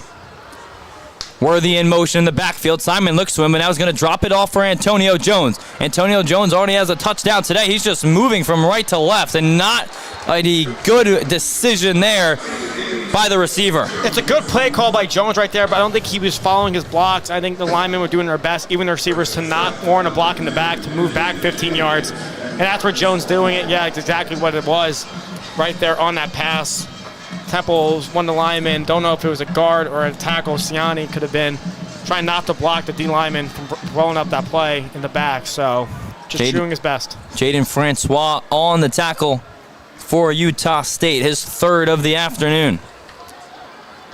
Simon claps his hands, takes a step back, now takes a shot downfield for Wright, and he comes down with it. Unreal, Dante Wright on top of J.D. Drew. And no, not the baseball player, Liam. I didn't know that was a baseball player. So J.D. Drew did his best. I thought he'd think he had it, and Dante Wright just appeared out of nowhere to come down with it. It's a catch. The ball does not move at all when he hits the ground. Wow, whew. Dante Wright, enough elevation, rises, climbs the invisible ladder to catch the first. I think DJ Drew thought he had it for a second in his hands, which he did, and that's why he's frustrated. Definitely could have been intercepted, especially if Drew kind of acknowledged that it wasn't necessarily completely in Wright's hand. Didn't look like he 100% had the football in a good holding position. Here's a pitch play over for Ashton Allen, and he's going to pick up about 3 yards. Yeah, good trickery again from Temple this time. Instead of going inside with it on the fake, they're electing to go outside on the backward field of it. Trying to get it to probably one of their fastest receivers, of course, Ashton Allen, who ran track at Southern California. Yeah, but mention that Evan Simon pass, probably the first forced pass he did today, but it was lucky he didn't get it taken away. Temple on a designed run play. And it's Antoine Littleton on the run. Have not seen any E.J. Wilson today, really. We saw him on the kickoff return, and it ended up just bouncing the wrong way for him. But even in the run game, we just haven't seen him whatsoever, who is getting a lot of snaps the first 3 weeks of the season. Don't know if he sent to the doghouse right there for misinterpreting that punt to warrant them at the 5-yard line, but it could be a play that's kind of just like, you're done for the day, dude. Now 3rd and 5 for Temple. They got to get to the first down here. They can't try and force a field goal. Simon, low snap, handles it though, looking for the end zone. The ball is caught for a touchdown. Temple has a 2-possession lead. It's one skip across the pond right there because, I lied, it's not Peter Clark, it's the Daniel Everett. Daniel Everett with his first career catch in the NCAA, the freshman who was recruited by PPI recruits, same places as guys such as Peter Clark and guys like that. So what a first in the year. It's just a crossing route, get behind the linebacker, and Evan Simon again makes the right read, and that's his 3rd passing touchdown of the day. And the extra point attempt is good. Temple with a 10-point lead. Under 12 minutes left to play here from Lincoln Financial Field.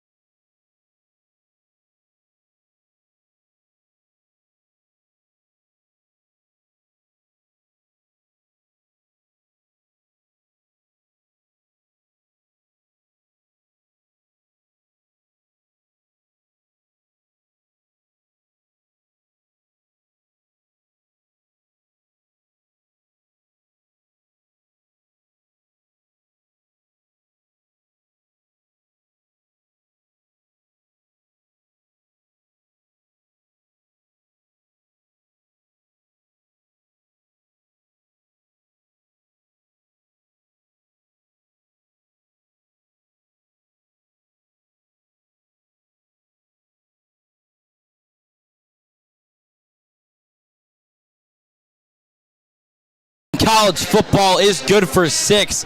Everett is a part of, is founded here at Temple because Brandon Collins, founder of PPI Recruits, has a relationship with Danny Langsdorf. He's brought in a bunch of guys, such as guys like Isaac Moore and Victor Stoffel that we've seen on the offensive line, and now it is Everett with his first career touchdown for the Owls. Yeah, now much needed stop for the defense. I think if they get a stop here, Temple can win this ballgame. So Utah State elects to run out with the football. A good deal. Yeah, don't know if it got blocked in the back. Not worrying about who's coming in your way or following you around, and that's why you can just kind of get hit in the back or get the wind knocked out of him. He was moving around on the field, kind of struggling to get up. Don't want to narrate an injury, but his helmet is off. Something to monitor. Again, that cornerback room could be running thin. Coach Strayton is even walking out over to Sweat. Secondary adjusts. But not letting any of the big play get behind him, and his ball hasn't been on the mark. Remember that Andres Keaton almost had that pick in the second quarter on the ball behind him. Could have been even in the first quarter. Trying to win a turnover battle. Temple could do it right here, forcing a turnover. Remember Javier Morton had that one before the end of the half, but doesn't look like he's going to come back and ruin Temple's chances of winning this game. I woke up this morning feeling merely optimistic. And that's a shocker. I know, right? And I'm still optimistic that they can pull this one out. Still a lot of time in a football game. But so far, back into conference play against another military school and Army. Yep, Temple does have another non-conference game against UConn. That is on the 5th of October on the road. And a great on King to bring down Faison. Yeah, good thing hearing his name called. Someone else stepping up in that linebacker room, had that sack, and now making that run for 2 yards, but trying to get that momentum throughout the Temple, making a great handoff play again for Faison. Faison goes to his right, but now bounces over to his left and just kind of dancing around with the Owls and has nowhere to go.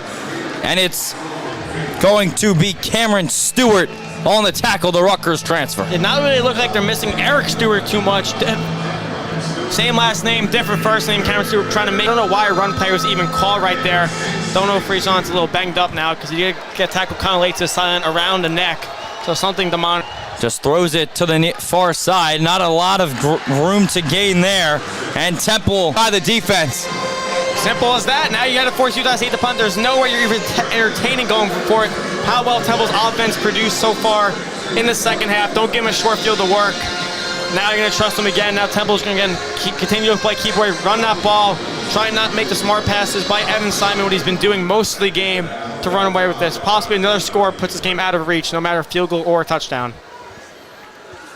So here is thrown onto the field. Dante Wright catches the football, doesn't fair catch it for the first time today, and he's going to make a run for it, going past the 50 and inside of Utah State's 45. If anything, I think Temple's going to let O-line on Utah State on that punt position, but if it's on Temple, I think they're going to be. Yeah, it looks like Stan. They went over to Stan, so it's going to be on Utah State. On Utah State.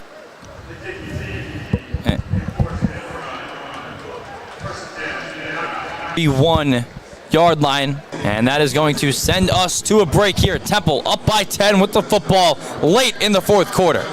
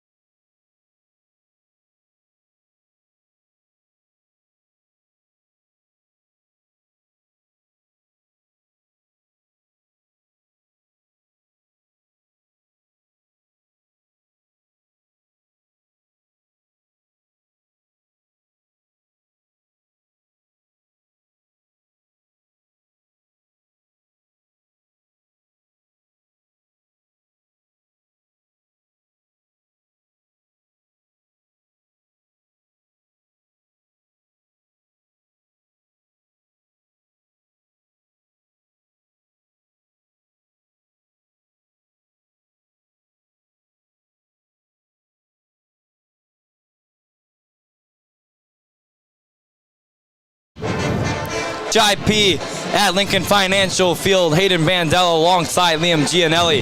Temple up 31-21, 10-12 in Philadelphia. Beautiful, sunny, and somewhat cloudy now day.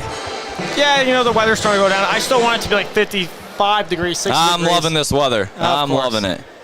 Therese Worthy on the run towards the left side, and he'll pick up just about 5 on first down. Interesting, Therese Worthy. I wonder if it's a different running back every quarter. Maybe they're not rolling the die. All right, first quarter, Antoine Littleton, I know we got some second quarter action. Joe Quez got some snaps in the third quarter. Now Therese Worthy taking over the fourth quarter. Maybe they feel safer with him in the hands and they know he's capable of making that home run ability, breakaway speed, and getting the first down. But now Temple's just going to chew that clock. There is no rush to get back on that ball. That play clock's at 15 already. Running over the landing. On the play. Don't know if the ball, I'm looking at it right now. The ball clearly rolled out of bounds when Yes. Littleton lost it. Again, so. it's that makeshift reel route that they want to run there on that pass play. I don't mind it because the linebackers are so committed to staying in the box. That's why Littleton got open on that play and his touchdown earlier. But it looks like he kind of got shaken up on the play and probably might have to run over the red Temple tent to get checked for concussion. And on a short week, if he does get concussion, then he might be out on Thursday's game. You might see a lot more reps for Therese Worthy. And now lineman down, Melvin Siani, not what you want to see in an O-line. That has been strong through 4 games. So give him credit where credit's due. Temple's rushing attack today has certainly been good. 176 yards on the ground. Yeah, Automatics field goal is getting some national attention. It's got the ESPN alert. Temple's Magic Trios kick bounced off the iron for the longest field goal in Division I football game since 2008. 16 yards. 16 yards. 16 yards. 16 yards. I think it was a 16-yard gain right there. That's why I got confused. 17 yards, actually. I was 5 in 2008. Yeah, that's so weird to say. That was in kindergarten in 2008. Hayden was definitely the kid in the kindergarten. I could not sit still. I was the one trying to kick all those field goals, but they would never let me. Oh, my gosh. That's why I just ride around on my scooter. I tell people I'm the kicker. What? Oh, man, we're happy that Temple might pull out a victory. I think that's where it's come to. Temple with the ball right at the 2 is where they spot the Littleton fumble at. Yeah, first time in really an I formation here. It's Yep, a Simon. fumble, a fullback in now. Yep, Simon under center. Rolls out to his right, looking to throw it to the back of the end zone. It's Peter Clark leaping up for the touchdown. His first of the season, the second of his career. And Temple is rolling away with this one. Yeah, it's a tight end show now here in the second half. Peter Clark adds that scoreboard. Evan Simon, I thought it was going to be an ill-advised pass, but he rises it up again. You want to do that on the head motion like you see in basketball. Peter Clark, 4 touchdowns now for Evan Simon, 239 yards. I actually like the call right there. I don't know if that was my first pass option to Clark. I don't think it was either for Simon, but it's good enough for 6. Peter Clark from Evan Simon, his 4th touchdown pass of the afternoon, and Temple can smell victory. 38-21. All Owls here. 6 minutes left to play here at Lincoln Financial Field.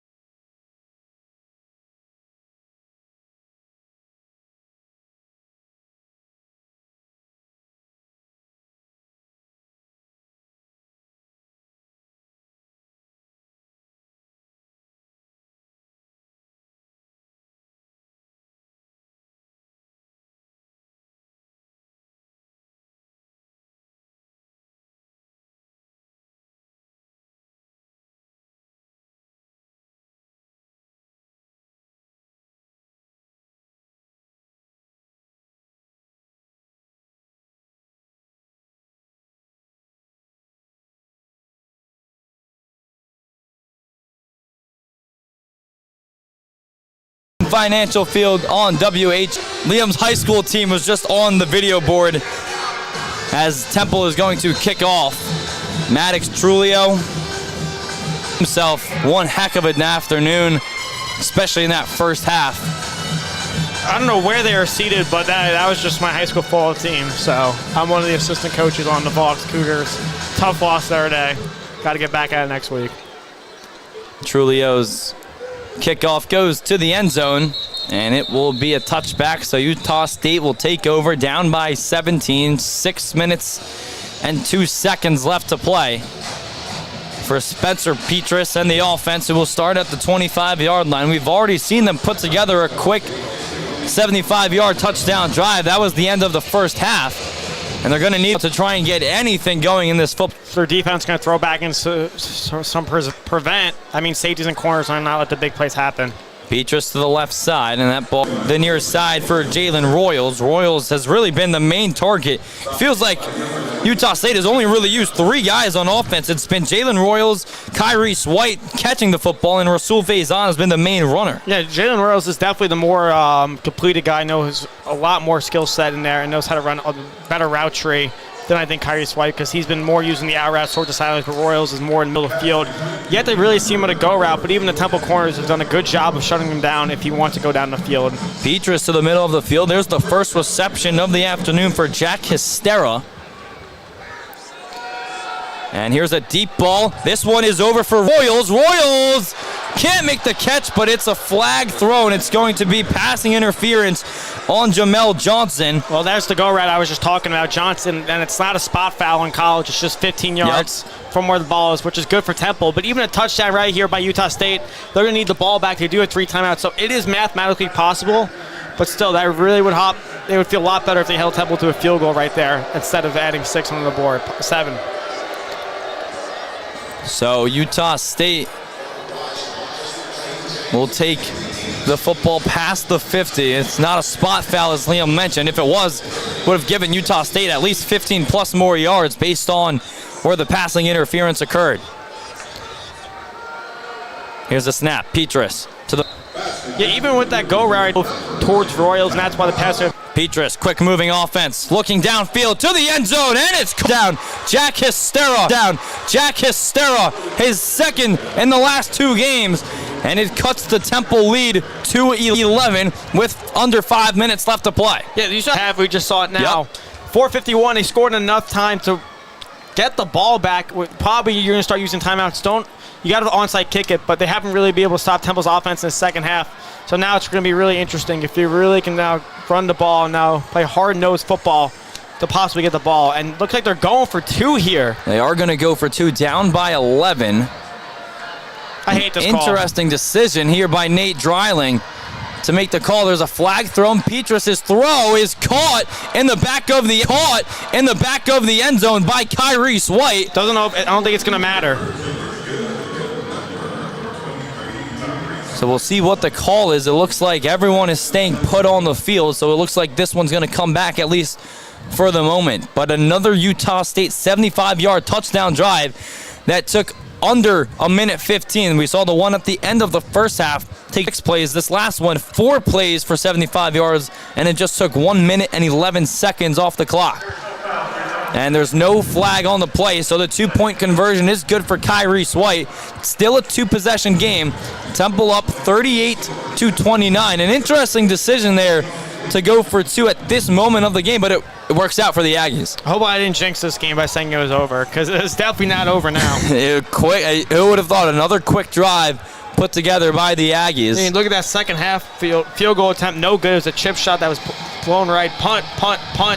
14 yards, 9 yards, -4 yards. That's 19 total yards in 3 drives, but just like that, 4 plays, 75 yards down the field in no time. Now it's a whole different ball game. We'll see what Temple can do. They have been just pushing the ball down the field offensively. 3 consecutive drives with touchdowns. We'll see what Danny Langsdorf decides to do. Probably just going to try and run this clock out to make sure Utah State doesn't even get another opportunity at touching the football again and putting it into Petras' hands. Yeah, Nate Drilling's probably going to use this 3 timeouts now if they don't get the onside kick, because you don't want the ball back as soon as you can. But I don't think Temple should be afraid of running the ball because you don't want them to have timeouts again. So it's going to be kick here. Wow, this is definitely an interesting onside kick formation. Have two guys next to the kicker. Usually you have more people out wide because that's where the ball is going. Don't know if it's going to go in the front, and that's Constantly, and that barely even goes 5 yards. It's just picked up by Temple. It's Antonio Jones who runs with it to Temple's own 26-yard lines. Smart thinking there. All the Utah State players just backed away from it. It barely even went 5 yards, and Antonio Jones was like, I'm just going to take this and run with it. Yeah, that's a great heads-up play by Antonio Jones. You just pointed out, hey, you took the words right out of my mouth. I don't know why everyone ran away from the ball. Just because it didn't go 10 yards doesn't mean the play is over, because Jones, if I think 2 more guys in the back would have walked off, that was a touchdown. Yeah. But now they're already in positive field goal range that automatics can drill. I'm just going to call them that from now on. Automatics. Can nail. So I love it. I love it. now you're just wondering why Nate Drilling even elected to do that onside kick. I think it's worked better towards more people involved to hang it in the air. Yeah, that was just a bad play call on that attempted onside kick.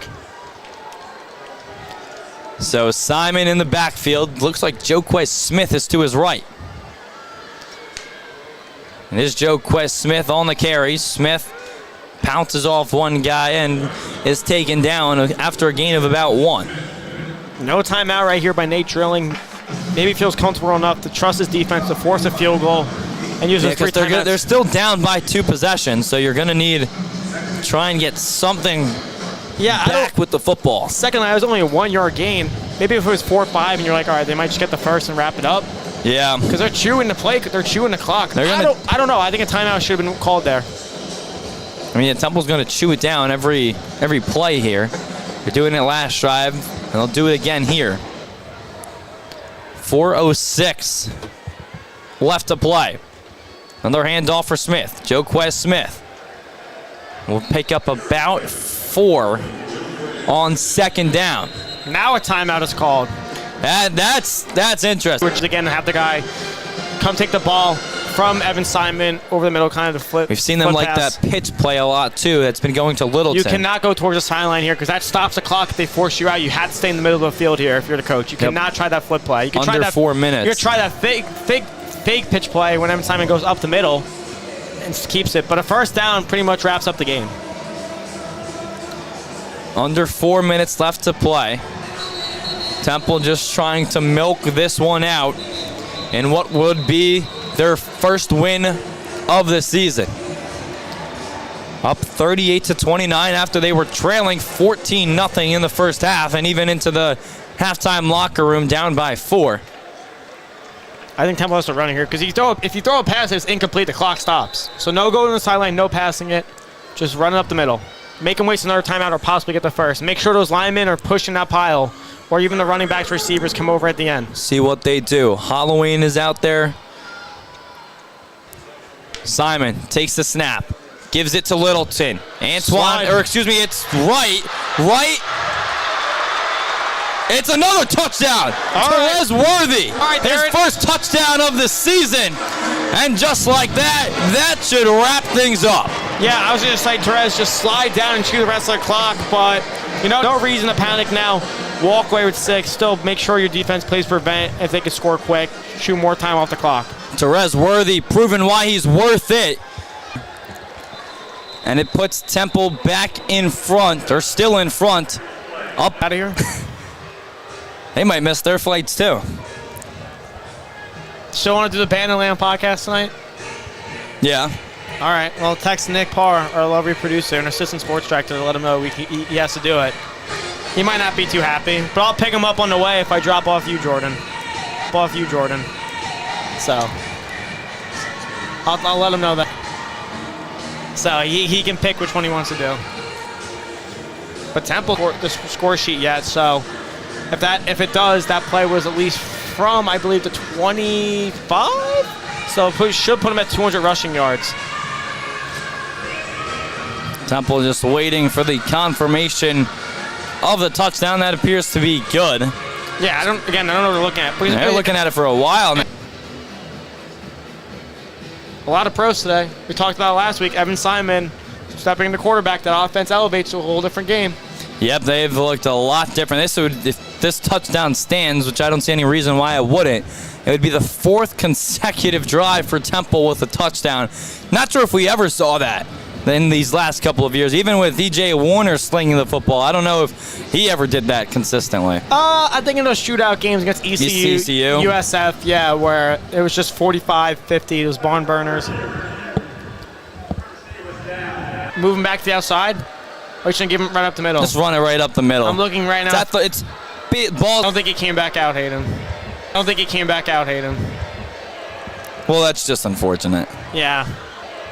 Well, that's just unfortunate. Yeah. He's probably like, you know what, I need to get his touchdown to win. He's just happy. He helped his team win by giving the momentum that field goal. And honestly, without the touchdown, he is going to go even more unnoticed, because he had a huge game, especially when you look at that kickoff return that he had right at the end of the first half with only 17 seconds remaining. Picked up 30-plus yards. All right, so tush push. Here we go. Evan Simon gets pushed into the end zone. Simon says, give me 6.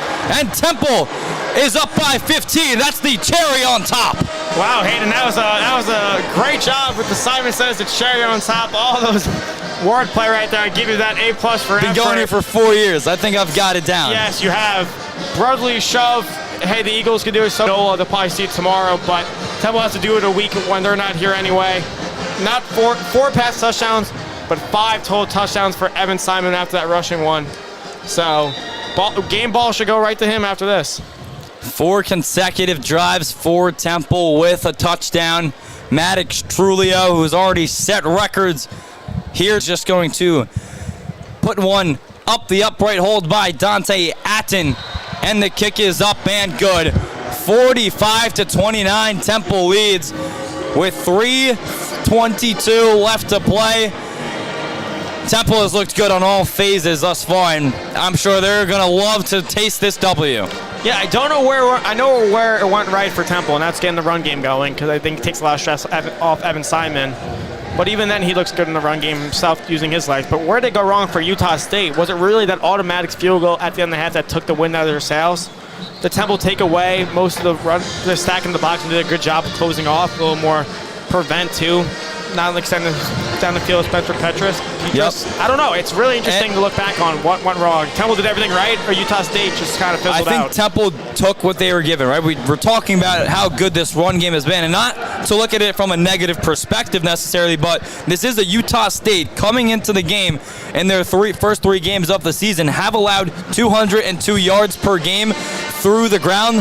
How many rushing yards does Temple have today? Exactly that, 202. So they've been given what Utah State has just been giving up throughout the season. And granted, that's against ranked teams too, right? They played 2 ranked teams the last 2 weeks, and Temple's putting up similar numbers to what they've been doing in USC and Utah. It's just interesting why Evan Simon was not the starter going into the season, why they elect to go to Forrest Brock, because I don't think a win with him at quarterback in Oklahoma happens, but maybe makes the game a little more interesting. Okay, maybe that first road win for Stan Drayton could actually have happened if Evan Simon started at quarterback.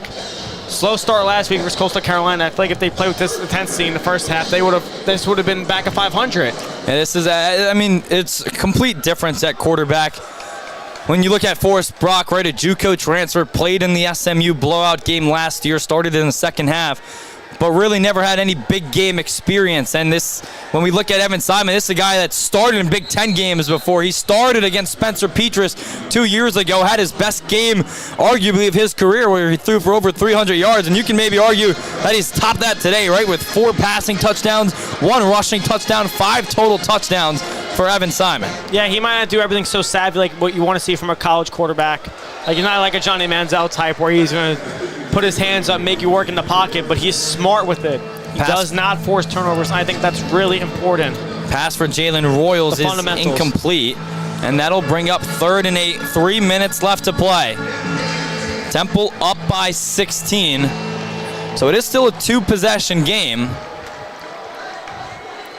They've seen on defense, it only took 16 quarters, but it's come. Yep, and it took 16 quarters, and when they win the game, they're going to win the turnover battle, and they did win that today. It might just be 1-0, but it's a win is a win for them. Andres Keaton promised the media, promised everyone to keep focusing on them. enjoy the ride, because when they said they're going to win turnover, they're going to win the game. And they did just that with that turnover, so his words have been spoken into existence.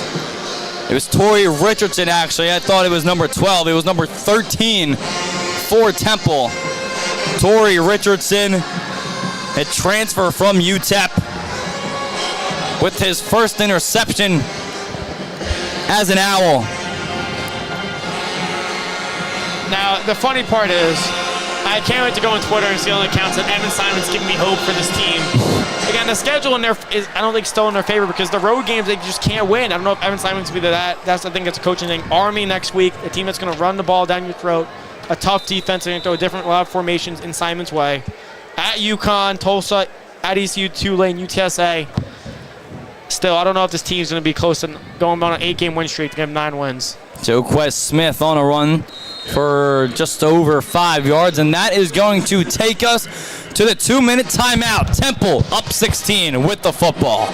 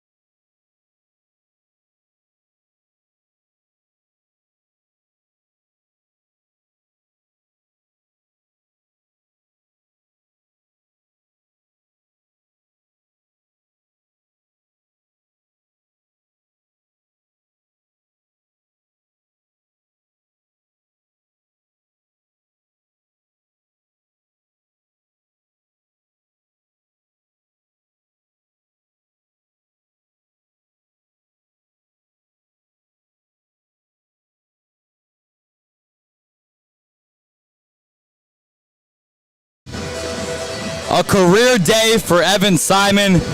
At Rutgers, he never even had more than 4 passing touchdowns in a single season. He's got 4 passing touchdowns today, including his first career rushing touchdown. It has just been a masterpiece of a game for the transfer from Rutgers. Yeah, and has. And it's maybe not looks great. 16 for 26, 239 yards and 4 touchdowns, but that's 62% completion percentage. We'd made Titan talks about 17 for 20 and 100 yards in the first half. By Forrest Brock at Navy, Evan Simon just put those completion percentages to rest. I looked at the air yards, what he threw today, but definitely that ball to Dante Wright. Probably was only 20 yards in the air. I was run after catch after. So Temple just going to milk the clock here. A handoff to Joquez Smith. Utah State still has 2 timeouts remaining, and now they use one of those.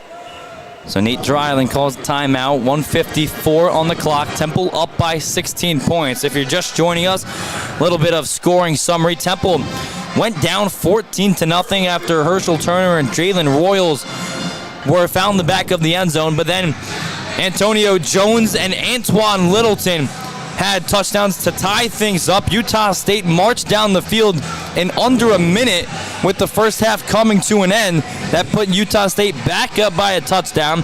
Then Maddox Trulio hit a 64-yard field goal, the longest ever at Lincoln Financial Field, to send the Owls down 4 into halftime. Dante Wright, as Liam mentioned, had the longest catch of his career and also the longest throw of Evan Simon's career that went for 91 yards on third down. Daniel Everett caught his first touchdown pass that put Temple up by 10. Then it was Peter Clark with his first touchdown of the season. Jack Hestera also had a touchdown, and Evan Simon ran it in for the first time. It was a little tush-push action. Kind of used to seeing that here in Philadelphia. 154. First down ends it. Simon hands it off. Should be enough, and looks like the ref's going to point the sticks forward. And that is good enough for a first down. As the chain gang is going to take 10 yards forward. Maybe a little more, 11. Hey, well, you know what? No, that's good enough for Temple's first win of the season. Comes in week 4. A lot of people have said maybe last week. Could have been week 2. Apologies with the board. I'm just very excited that Temple got the first win. Hayden and I called history with automatics field goal and this today. Automatics. Automatics. That's great. Whoever came up with that, great job on the Temple football social media account. Don't know why they're even running the ball here. Just kneel it. Because if fumble happens, you give them the ball back. You don't want anyone getting hurt, too. Take a miracle anyway, but here Temple runs it again on first down. And it's Tyree Washington on the carry. So one little kneel down, and that's the game. That's it. 213 rushing yards, 452 total yards. I think this Temple team put together a full game.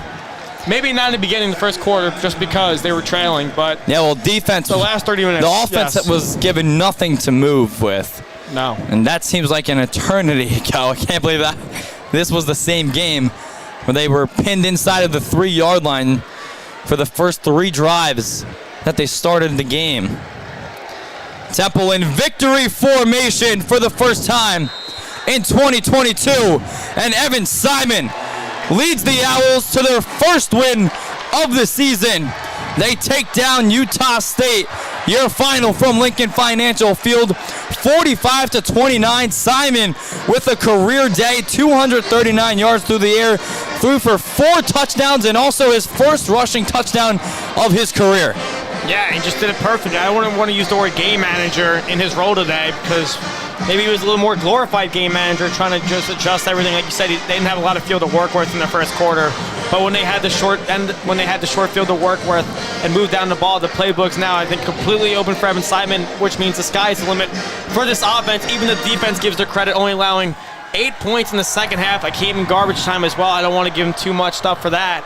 But even then, I think that last 30 minutes is what Stan Drake envisioned for his football team and got it. And now he walks out this first win of the season.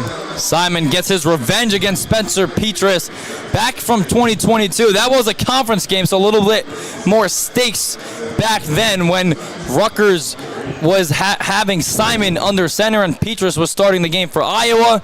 But Simon does get his revenge against Spencer Petras. And for Therese Worthy, he is going to be noted. Teams might not even see him because really when you just look at the box score, he averaged almost 10 yards per carry, 5 attempts for 48 yards. But when you watch him on the kickoff return, that really sparked Temple, and also that touchdown run that ended up getting called back. He ended up getting spotted down at the 1. He had himself a monster game, and he's going to be someone to look out for, I think, for the rest of the season. Yeah, definitely interesting if he gets involved in the offense more, if it's a receiver using the backfield at 9.6 yards per carry on average on that, even if it's a slide in the gadget roll. Definitely a question I might ask Stan when we go down there and talk to him. Temple defeats Utah State 45-29 to improve to 1-3 on the season. Utah State falls to 1-3 on the season. Our next broadcast on WHIP will be this upcoming Thursday night when conference play continues with the Army Black Knights coming to Lincoln Financial Field. Pat Dallahan and Zach Silverstein will be on the call for that one. Temple wins first win of the season in 2024.